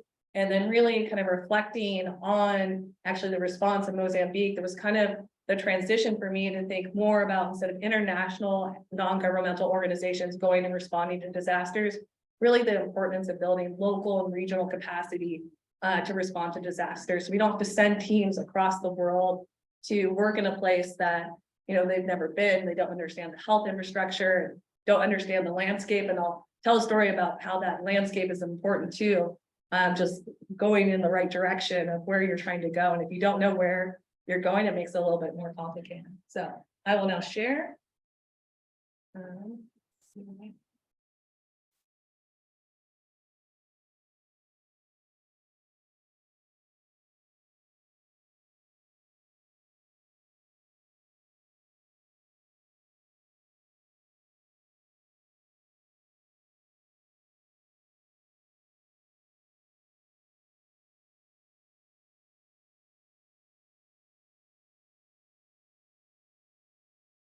All right. So we'll talk a little bit about the international mobile medical teams response to Cyclone Idai and some of the challenges, and use that as a springboard for thinking about, all right, what are the next steps? What has improved since 2019 during the current response to Cyclone Freddy, and also from the international standpoint as well. And then what could we do better in the future, knowing that these extreme weather events are going to continue to happen and continue to happen in increased frequency. So how can we better prepare from both the health side, then also from the local government side and regional side, and then how we can support each other with bi-directional relationships as we both, you know, are going to respond to these more extreme weather events, especially being here in coastal California. So I did medical direction for an international NGO called Team Rubicon from 2015 to 2020 or so, and called Team Rubicon. It is a veteran-based nonprofit, does a lot of actually local and national response here that is not health-based, but more of the international work is in the form of health response. I led the team to develop a type 1 mobile emergency medical team, which is verified by the World Health Organization. I'll talk a little bit about the WHO's Emergency Medical Team Initiative, because the set minimum standards for disaster response for teams that do disaster response. And this was all based upon the Haiti earthquake in 2010, where we know that there was a large need for help, but there was a lot of instances and examples of international disaster response done poorly. And a lot of teams coming to Haiti to respond, or individuals wanting to help without the expertise, the preparation, and the logistics to do so. And then also the lack of coordination too. So people showing up essentially to Port-au-Prince, which is a resource poor place before even an extreme disaster, and showing up to respond to this large earthquake without really having the supplies. So showing up, saying, I want to help, here I am, but not prepared with medications, supplies, how to house themselves, how to provide food for themselves. And then asking, you know, the people of Haiti to provide that for them when they are supposed to be there providing for the people that are affected by disasters. And in 2004, the World Disaster Report by the International Federation of the Red Cross and Red Crescent labeled the humanitarian community as the largest unregulated industry in the world. And I don't think we've maybe improved a little bit, but I think anyone that has been involved with any type of international disaster response would say, like, yeah, this is decently chaotic. We can do better, and we can become better professionals. As a disclosure, I will say, one, I no longer work with Team Rubicon. So my opinions that I express here are not reflections of that organization. And then I also do consulting work for WHO. I'm not representing WHO today, so my thoughts and opinions do not reflect the World Health Organization as well. So after the Haiti earthquake in 2010, the international community got together and thought, we really need to do a better job.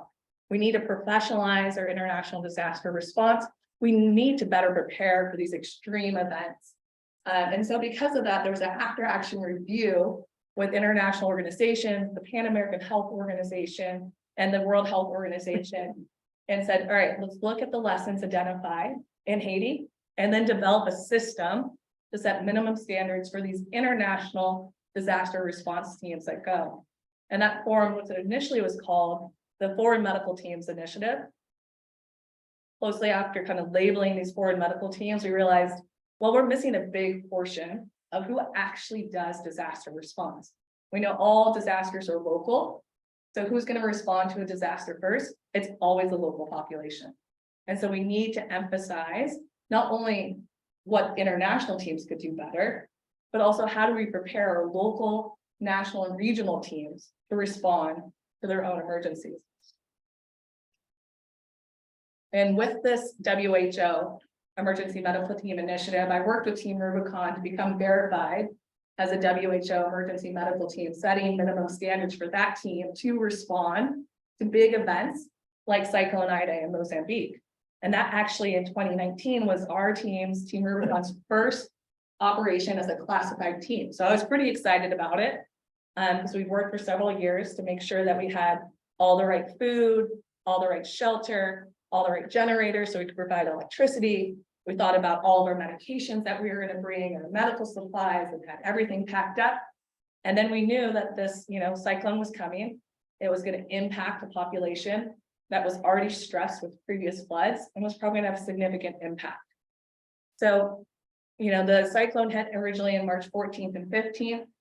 And then we didn't send a team, even though we knew that there was going to be a lot of damage, a lot of need, until a week later on March 21st. And this was based out of Texas. So flying to Mozambique from Texas takes a little bit of time. And so we already know we're already missing a week of people probably needing some acute medical care. But we sent a team in and then we had to wait for all the proper approvals with WHO and also making sure you just can't show up to a country and start doing medical care, right? You want to make sure that the government of Mozambique says, yes, please come. We think you can help. And we accept your offer to serve as aid. So we actually didn't start seeing patients until the 28th of March. And I think, there's multiple reasons for that delay. One, just logistically getting over to Mozambique takes a bit, as our colleagues can tell us, because they just took the reverse flight over here. But then also just making sure that we're coordinating with the government as well, knowing what we do. So in total, Team Rubicon set a team for about 6 weeks. And we're doing mobile, remote medical work. Saw about 700 outpatients during that time. And during that time, helped facilitate 5 emergent transfers and did village assessments as well. So not only were we doing medical care, we were then feeding back like the villages that we would assess and say, all right, not much medical care is needed right now, but food supply has been completely wiped out for this village, and they're going to be very food insecure in the next week. Additionally, with this initiative with WHO, WHO helps coordinate all these international teams, because Team Rubicon wasn't the only international team. There was a team from Italy that set up a large field hospital in Vera next to the hospital that was partially destroyed and wasn't completely operational. There are other teams that were setting up smaller clinics a little bit further away. And then Team Rubicon, which we were doing operations, actually getting in and out of helicopters to go do remote medical care. And this was led by WHO's Emergency Medical Team Coordination Cell. Before the cyclone, WHO hadn't been able to do outreach yet to Mozambique to talk about this initiative, what emergency medical teams are, what international teams should have if they offer assistance, and then how do you coordinate that. And because of that, it was challenging then to come in after disaster with this international framework that's been set up, but not discussed with our colleagues in Mozambique before. I think that was challenging to then, hey, look, we have the system, but it's a hard time to implement a system during a disaster. The other team you're talking to does not know about the system.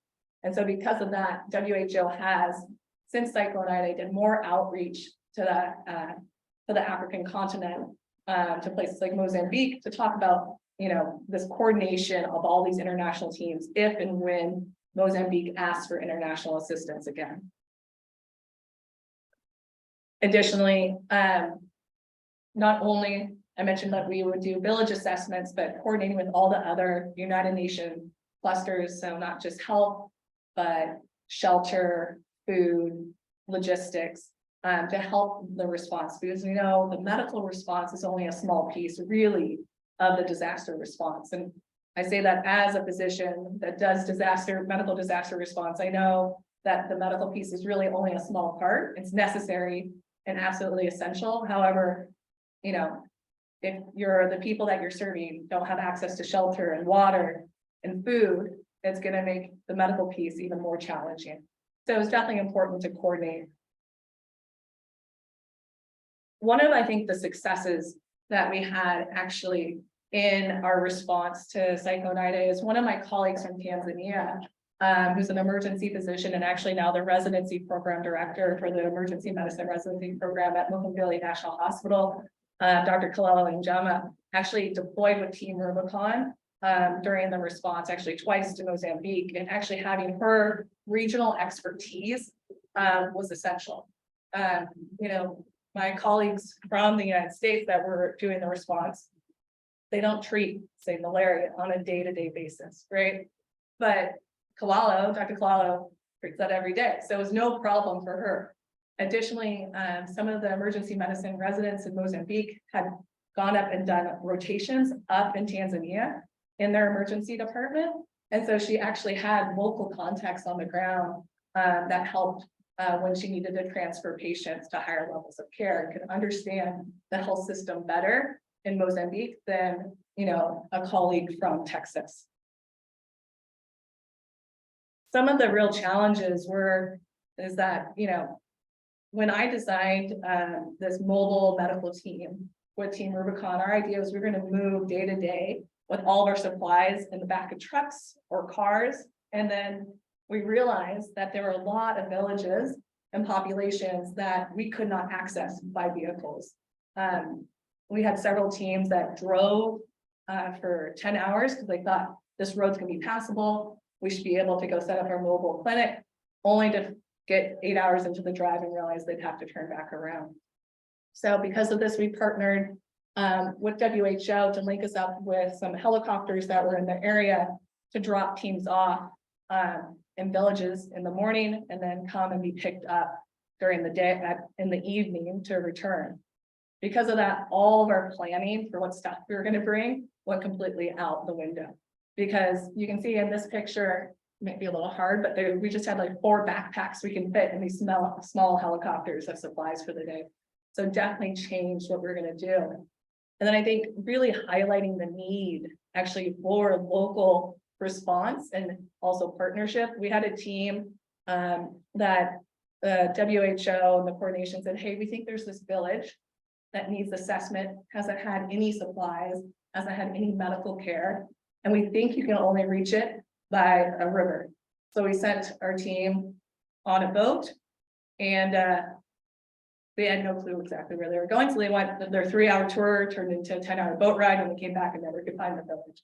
And I think that really to me emphasizes, you know, if you go into a location and you are unfamiliar with that country, that region, that city, you're possibly sending a lot of resources and time and effort into a place that you potentially are sending people on a 3-hour tour on a boat and not actually helping the people that are affected, and having that local response is really needed.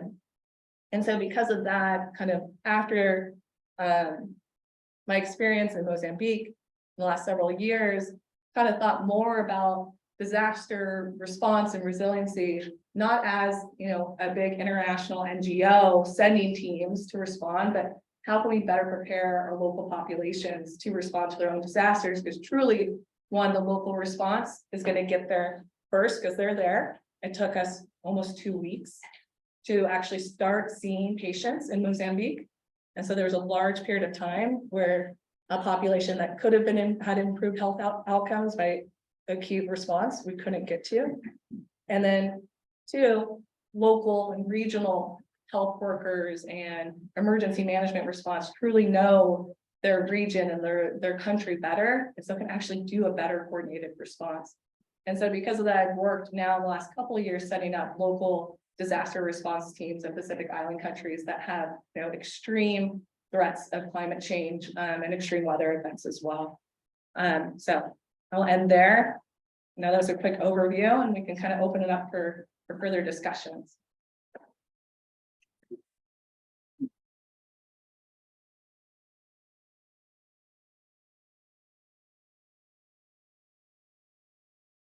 Thank you, Erin. I mean, I think that really hits the nail on the head.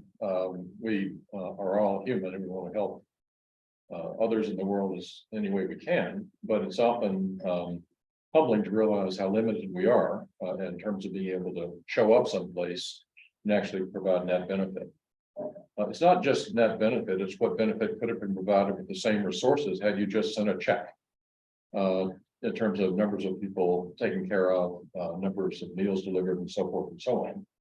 And so there's always a balance between trying to figure out how best to do that. In some places where the situations are most desperate, the local resources are most limited. And there you really do need additional expertise from hopefully places close by that are most familiar with the local scene and are most importantly been previously planned and vetted and prepared to be able to arrive on the site with the at the invitation and with the coordination of people who are there. Places that are much more resourceful, like Mozambique, that have its own national health system and healthcare facilities. Even there, you could see was WHO had this really elaborate vetting system that had never been discussed with the Mozambicans. Suddenly there's a cyclone, and they have other things on their minds than sitting down with WHO and talking about WHO's vetting system. So this sort of as Jack Reacher used to say, hoping for the best but planning for the worst requires planning for the worst when times are good and being ready to respond when times are the worst. And that's one of the challenges we have with our limited bandwidth as kind of international community. We have a number of people here in the room and like to ask people in the room if they have. And on the Zoom. And on the, we're going to the Zoom too. I'm going to open up the chat on the Zoom. Are there people in the room who would like to ask questions or make comments from either Razak, Amelia, or Erin at this point? All right, let me go to the Zoom and I'm going to open the chat up and see what has come in over the last few minutes to see if we can. I have a question. Yes, Sarah Brown. I have a question and a comment. So the question, the comment I have is that because of the UCSD relationship, my small nonprofit was able to engage, but your local situation told me what you wanted and what you needed the money. And the well was built, not because I suggested a well, it was because on the ground, you said, look, we've got this amount of money, what we really need is to build this well. So it is good for me to reflect just how much local input is really needed to spend the money properly. And maybe we should build some more wells next to it. But also, do you find that? And then the other thing is, aren't you trained local disaster planners? I mean, if you've got this residency, emergency medicine, residency thing, is that without, I mean, maybe it's helpful. I mean, local disaster planners have to be much more useful than teams. No offense. Oh, no, You're speaking to converted. No, that's one question I was gonna ask Erin is. You made the comment and was talking to Amelia as well. Complementarity, not competition, and bringing the resources that are needed, not what you think is. So I'm wondering what the WHO, kind of putting the WHO hat back on. What kinds of programs are being contemplated about training local people to respond to their own disasters first? Because as you said, your first team showed up March 29th, that's 2 weeks after the cyclone. And yes, that's excellent medical support that's needed, but what happened in that 2-week period, and who was there to do that work for that 2-week period? The local people. So maybe we need to change our whole perspective about international aid during a disaster and how we can provide resources locally to have people do what you do, but doing it locally. Yeah, I really like the comment about the, complementary action, not competition. And that's where, I see with international NGOs, and I'll say, I think a lot of people, when they see something bad happen anywhere in the world, they want to respond. And that's good human nature. However, just because you want to respond doesn't mean you should. And we know it takes a lot of planning, training, logistics, and support to do it right. And even then, we're probably could do a lot better job instead of sending teams. So, sending a team from Texas to Mozambique, where we were switching out, teams every 2 weeks of 10 to 15 people, like just think about the cost that just went into airfare alone, and then to ship our supplies over there as well. So it's just, from a cost standpoint, really not sustainable, probably not the best thing to do, because there's better ways to use that money.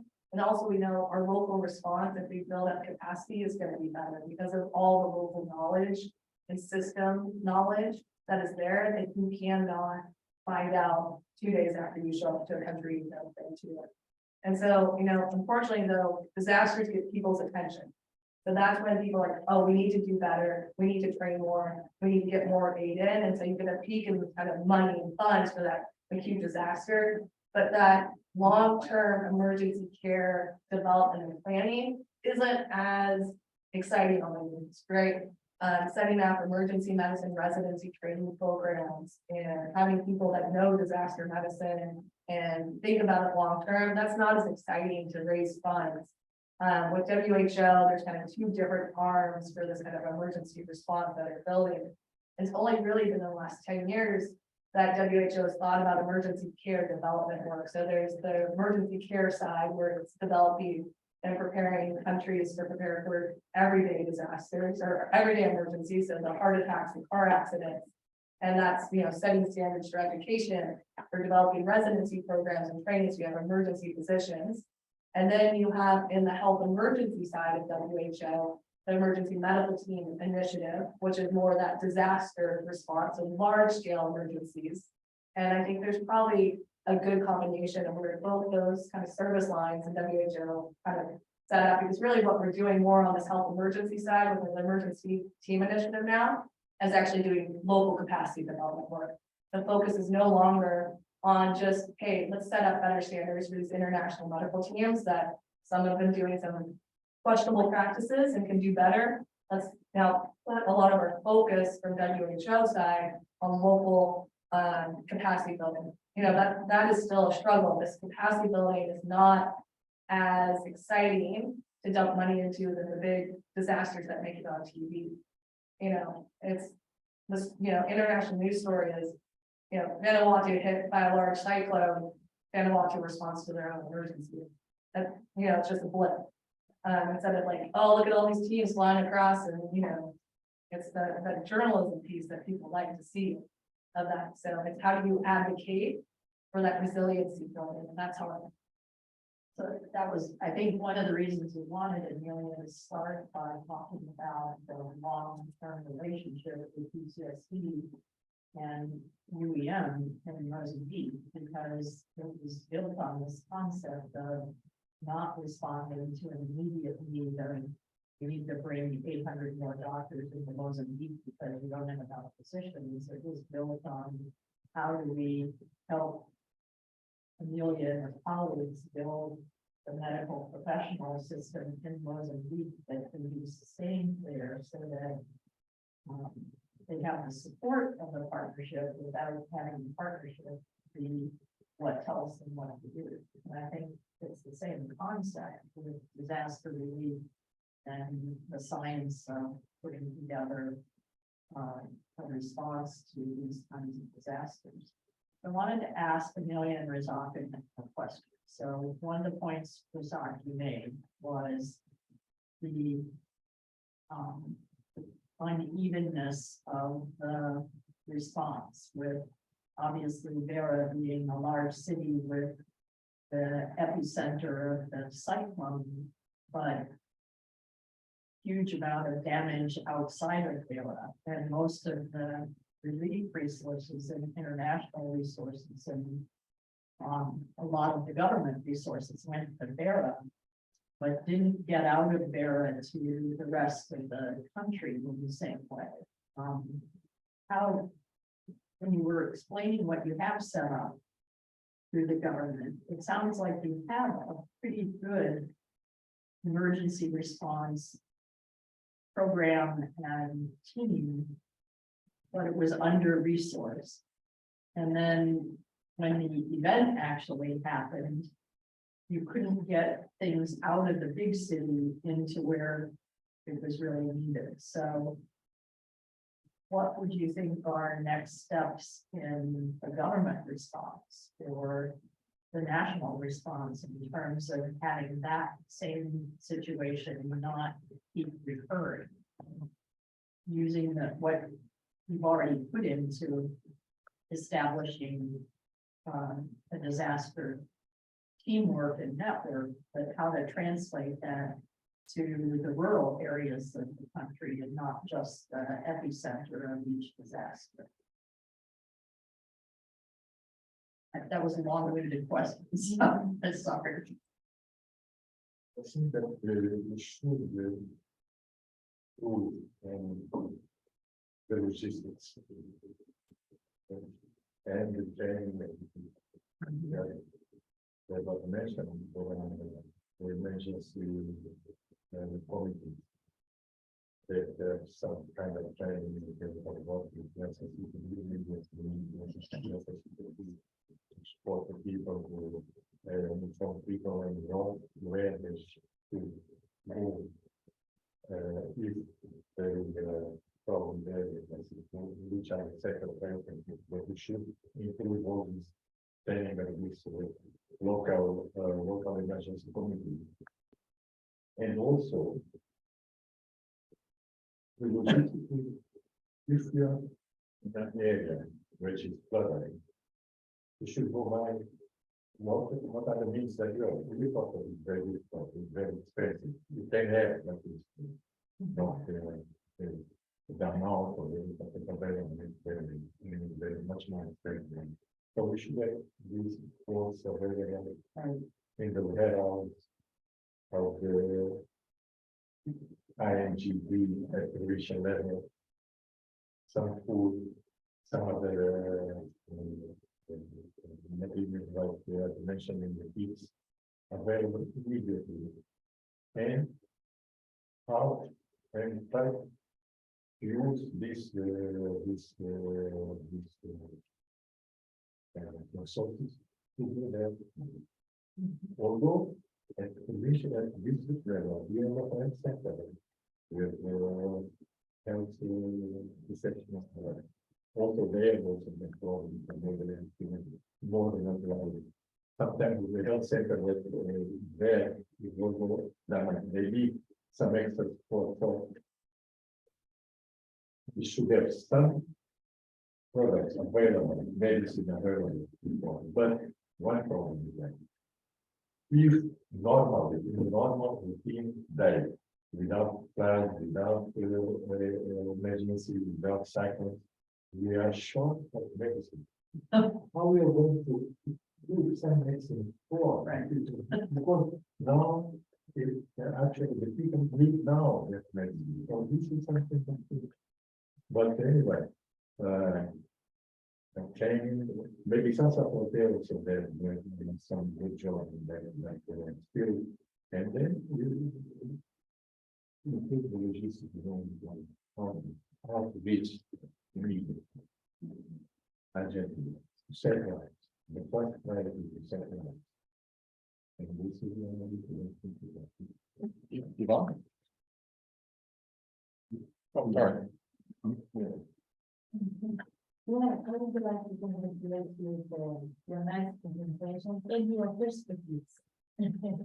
It's interesting for me We've been working for the same event in different places, with different forms of youth.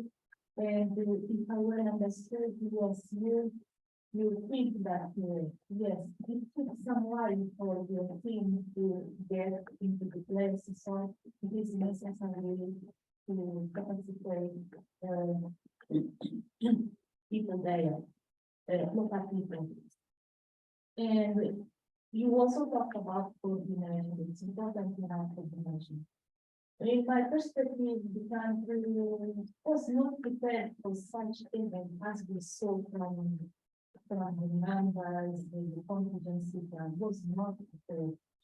So apart from having the normal resources needed for such events, now we have started some discussions that we have to really have information. And people are taking the example of the COVID pandemic, create something like the technical information. Whatever the name we give, we need to have this one. So that before this the teams are going to use a link, they can rapidly contact and then work out the real needs. You see the examples that you brought, what we did and what we did in Zambia. We did not have any support. At least the 2 months we were doing those. And I presented the profile of the infectious disease we have done. So the problem is for the problem. Malaria, general diseases. And since we have this national health system, West Africa, for basic medications, we have because it is the methods to remove everything. And from the university. But we have this medical speech. Medical piece for primary. These are kits for emergency, medical kits are for normal health centers and. For drugs. So to treat the diarrhea, and so on. So to us, because we are coordinating all in the province with colleagues, the provincial director of health, the directors of different hospitals, we just ask this for this drugs to be passed and we took because these are the drugs that normally are available in the health center. So we took with us, we created this mobile team. So it is important really to know what is in place because sometimes things come and some kind of drugs that are not the most necessary. And then at the end, they are taken to them. Of course, we also need, also, I'm sure we have presentation that we have this relation with the surgery. It will also be a supporting the emergency training in Mozambique. But now we have to look more for emergency medicine because the time is changing when we look at the disaster. Wow. Thanks for the really interesting presentations from all 3 of you. I was wondering, without downplaying anything that you have said, but the emphasis so far has been on national recovery, the nation state of Mozambique. But it seems to me like that a different perspective could emphasize a more integrated regional approach. South Africa being the obvious country with the greatest resources and capacity to provide assistance, not on a continuous basis, because South Africa is also poor, but at moments of crisis, the country does have a very impressive infrastructure that I think could be mobilized. So I'd be interested to know, I mean, South Africa has, of course, funded Mozambique, it has damaged Mozambique during the apartheid years. A great deal of the Mozambican economy today is, to the extent that it is weak, is because it was weakened by the apartheid army. So I think there's an obligation on South Africa to provide assistance. Cahora Bassa Dam provides electricity to South Africa. So there already is integrated regional planning that's taking place. And it seems to me that the South African army could provide something like helicopters, planes, reconnaissance, aerial reconnaissance that make 10-hour trips irrelevant, not necessary. So I was wondering if, as we plan ahead for the future, knowing that more of this is going to happen, we can predict that there's going to be more cyclones with the devastation that you've just shown. Is there a way to activate, to create, and then to activate quickly an integrated regional response emphasizing South Africa's contribution? Yes, it's possible. We have a good relation with the South African government. And South Africa, Mozambique, and other countries, many countries are part of the SCLBC. Yeah. And as I mentioned in my presentation, the first area of support for rescue the population in Idai went from South Africa, came from South Africa. And then there was boats and helicopters came to Mozambique, and then after that, medicine, food, and other support from South Africa was very relevant. So it is this kind of relation. It is not institutional, but it was a solidarity movement immediately sent by the government. Couldn't it be institutionalized, knowing that this is going to happen on a cyclical basis? And it's something that should be explored. Erin, you're doing some of this in Pacific Island nations, do you not? Same approach? Yeah, same with the local capacity building, and then also with the countries in the Pacific, they already have some relationships with other countries that they may rely on, both, other Pacific Island countries, and then also partnerships maybe with Australia as well. And then also just making kind of longer term planning, resilience building for their colleagues at Scripps Institute of Oceanography. How can we then better plan? Because we know likelihood of where these extreme weather events are going to happen, right?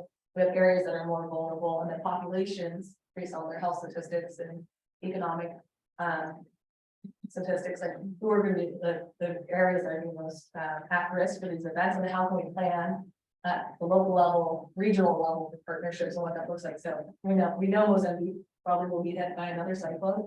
This was hit by a cyclone recently. And so how do we now, with that knowledge, do we expect, these large events to occur every 2 years, 4 years, based upon the climate modeling? And then what does that mean in long-term plan? How do we figure that out?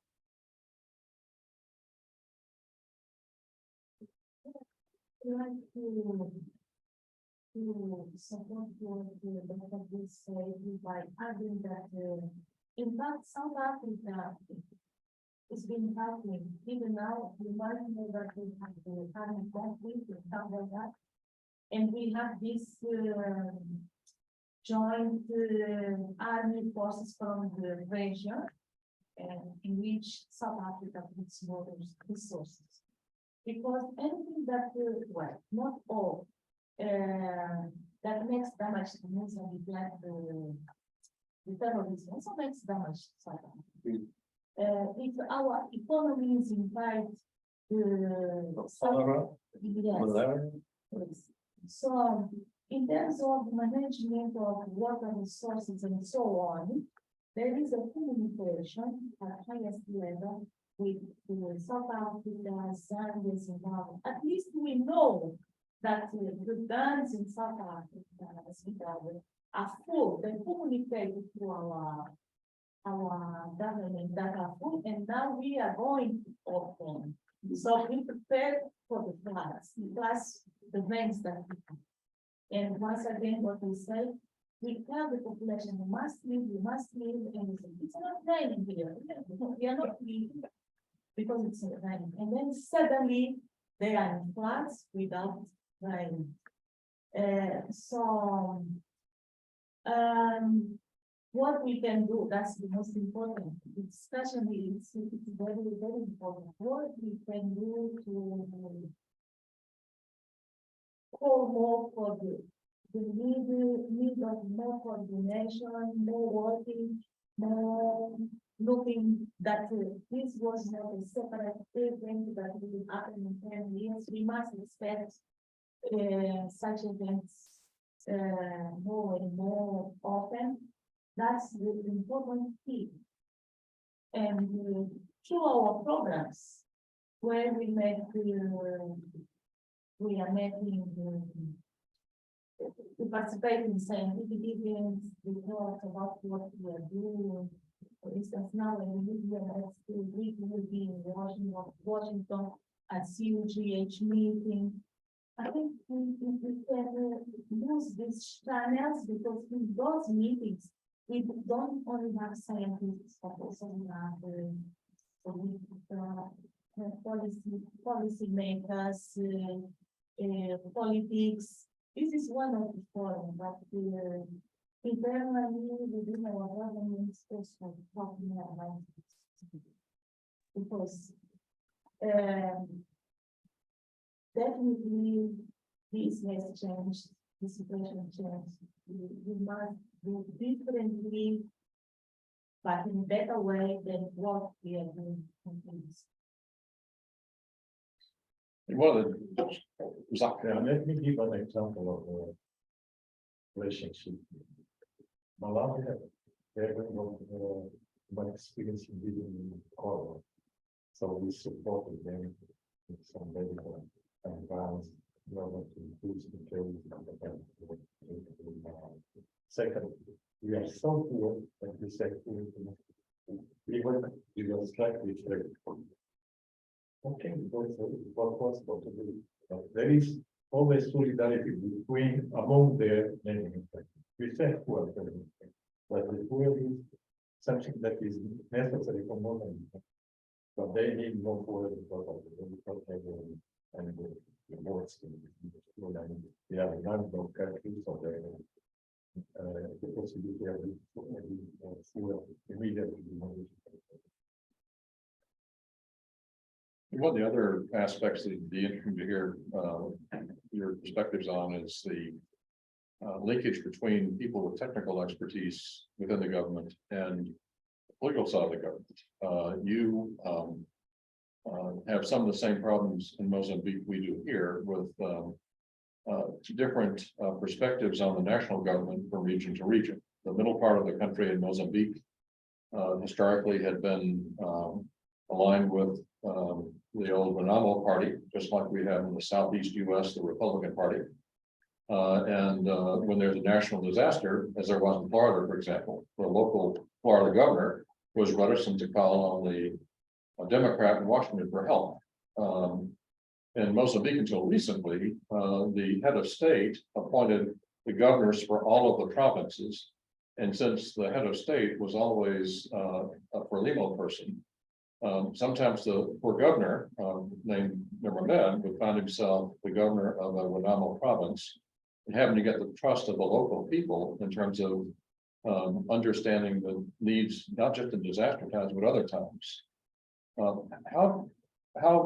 What kinds of things can be done to kind of bridge this gap so that when a concrete need is met, political issues don't get in the way of that? How do you mobilize civil society around the official channels that can sometimes be antagonistic? For example, when I was governor in Zambezi province, the mayor of the city of indeed, and it was from the opposition, and very active, loudly, speaks too much, is always speaking against the government. But I asked him and I urged him to participate in this coordinated meeting. You should be there. Yeah. Because we are starting with Zambezi province. Despite you are from Renamo and from Belimo, there is no problem. We are here to take care of the people. So it is possible, but not easy. Yeah, it's not easy. but it's possible to have all in the bowl for rain, there is also. And this is an example that I'm giving to you, but sometimes it's not difficult because some even the Frelimo leaders and opposition leaders think it's better to do something worse for them because we are going to win the elections because they are not doing well. Things like that. That never happens. You know, About the gap between the rural and the urban areas and the bias towards recovery in urban areas. How can that be overcome? I was thinking, are there plans, for example, to situate regional depots of material that you need in different parts of the country so that we don't have the massive transportation problems in times of floods and when rivers and infrastructure has been destroyed? They would already be in place. Is something like that undertaken? yes, because I mentioned also, there are warehouses in all provinces belonging to the disaster department, which has some basic material that stay there for emergency purposes. Only, and then it was decided 3 or 4 years ago, because we need, I don't know, the mobile bridges. So, what is it? In the beginning, all the mobile bridges were in Baku. Now, it was decided 2 or 4 years ago that some of them should be in Bayern. That it is set up. So, it's more easy logistically sent from other places near Bayern and near Sekala province than coming from Baku. So, but there are warehouses in all provinces belonging to under the control of the government emergency department. For information. Okay. I just have a quick comment about rural, you know, even in Arizona, here in the United States, we have a lot of resources. So we have patients who are sick, acute GI bleeds, and we just have to helicopter them out. And so there's a limit to depots and everything else, just by sheer distance. So we're about 2.5 hours driving from Flagstaff. And Flagstaff's a moderately smaller city, and there's just limitations on, I mean, they have resources there, they have doctors, but it just takes time. So patients often, if they have OB needs, they have to sometimes travel 2 hours just for them to OB equipment. So I think the depot thing is great, but again, there's just limitations by sheer.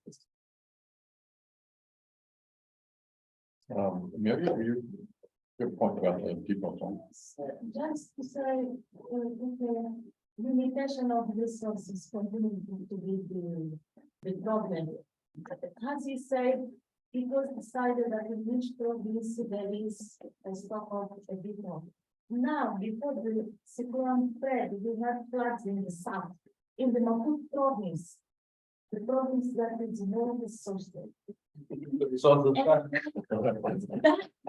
is what happened. We didn't have enough bridges. We had to wait until the bridges and then, you know, and then while we were receiving these bridges to Maputo, then the flood came in the central part of the country. We are going to need more and more resources in spite of what that we. Let me ask Erin this question, since you've been kind of thinking more about transitioning relief. Is there or should there be a more systematic academic discipline of disaster relief planning that would include mathematical modeling and probability theory and resource maximization and those kinds of things that would help one learn from things in a more systematic way than the anecdotes and plan in a more likely to be impactful way than we do now, which is kind of sometimes, I hate to say surgical, the last one of these didn't do very well, sort of operation discussion that we often hear from our colleagues. Is there that sort of a academic discipline in the wings? Yeah, I think so. And obviously my bias, but I did a disaster medicine fellowship. Yeah. So this is where I live and what I like to do. So from a selfish region or, perspective, yes. But I do think that's part of the professionalization of disaster response is putting that academic backbone with disaster response instead of like, yeah, we did okay here. We could have done better. Lessons learned, or my colleague at WHO says we always say lessons identified because it's always limited if we actually learn stuff, we just identify lessons. So instead of just doing that lessons identify, move on to the next response, what type of academic kind of science can we put towards disaster response? Not just only in, how do you respond, but how do you predict where you should respond and put that, our hardcore science within the operations people as well. And I think that's also where we need to go is that mixing the operational people on the ground that understand logistics and put that with their academics and not have them in two separate camps as well. I mean, one thing we learned in infectious diseases during the COVID pandemic is that we're too introspective in infectious disease. We had our infection control people who were saying, oh, just worry about the droplets, wash your hands. The aerosol scientists right down the hill were saying that's nonsense. This stuff is in the air. This is how these particles fly. We had people, and so in this situation, and we had mathematical modelers who helped us understand much better where the pandemic was going than we could as infectious disease people. But the components that you talk about would include things like the nuts and bolts you've been working on, but also people from Scripps who could model climate, people who understand communication, transportation, that are often dismissed as logistics people, but really, if you don't have them, you're riding in a boat for 12 hours and getting nowhere. You've got supply chain as a discipline that is brought in here, so it really is much broader than emergency medicine per se. Is that something that when you have a meeting, do those people show up too?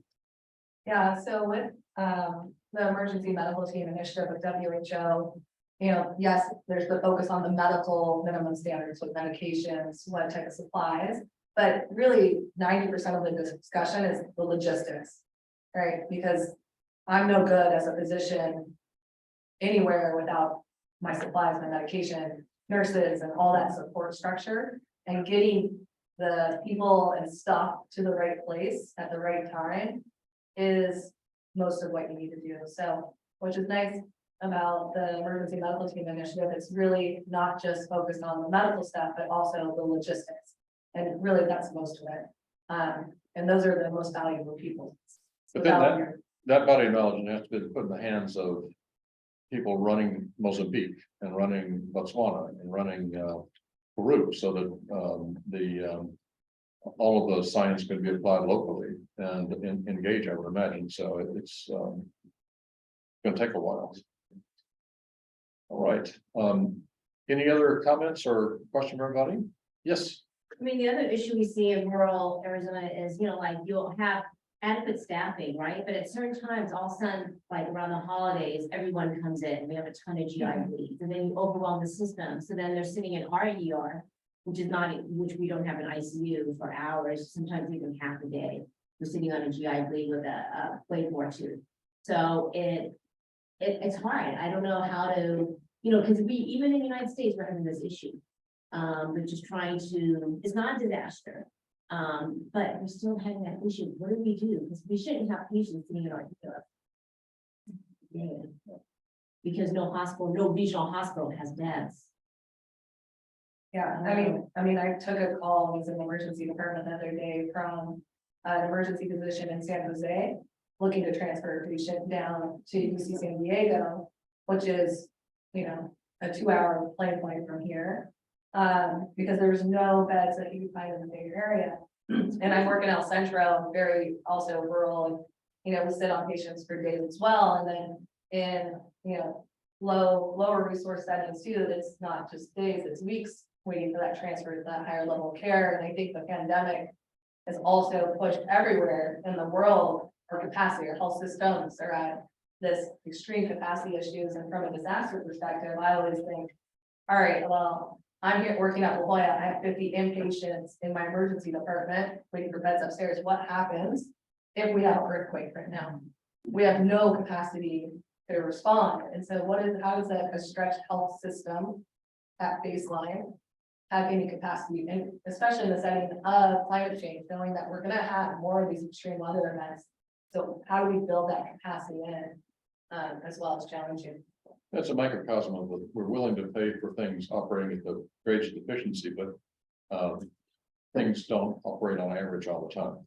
So let me turn this back over to my colleague, Provost Evans, to provide closing comments. And again, from my perspective, thank everybody for their input, and particularly the Noste for coming and framing this discussion, and Erin for her comments from the other side of the perspectives, and look forward to more colloquia from UCDRN. Thanks very much, Chip. I don't have much more to say other than to thank everybody for attending, and for the inherent importance of the event, the substantive knowledge that you've given us about the real dynamics that take place at such critical moments. I want to thank everybody for attending, and our two speakers in Emilia and Reza, Abdul,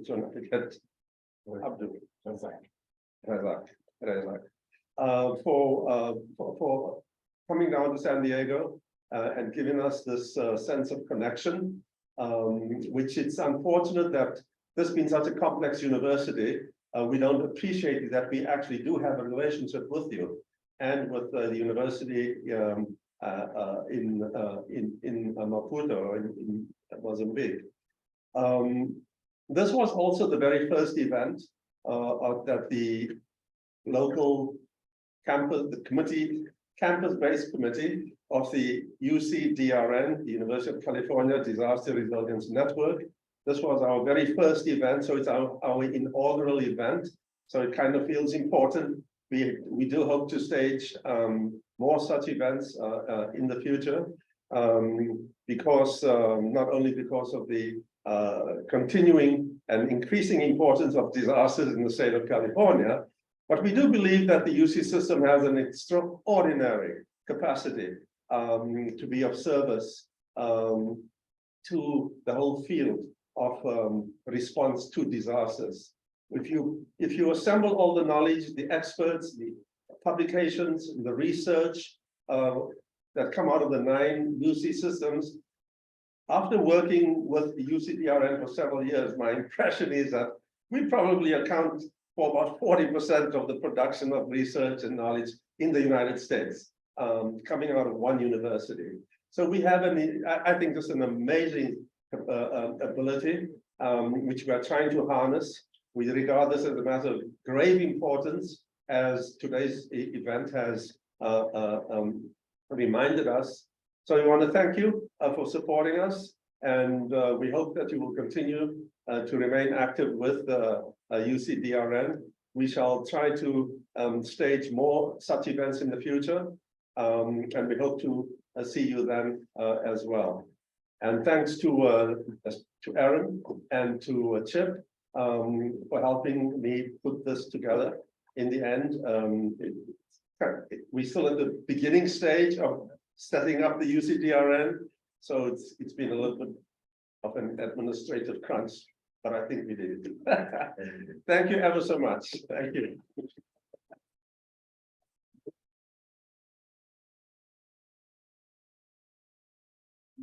Now to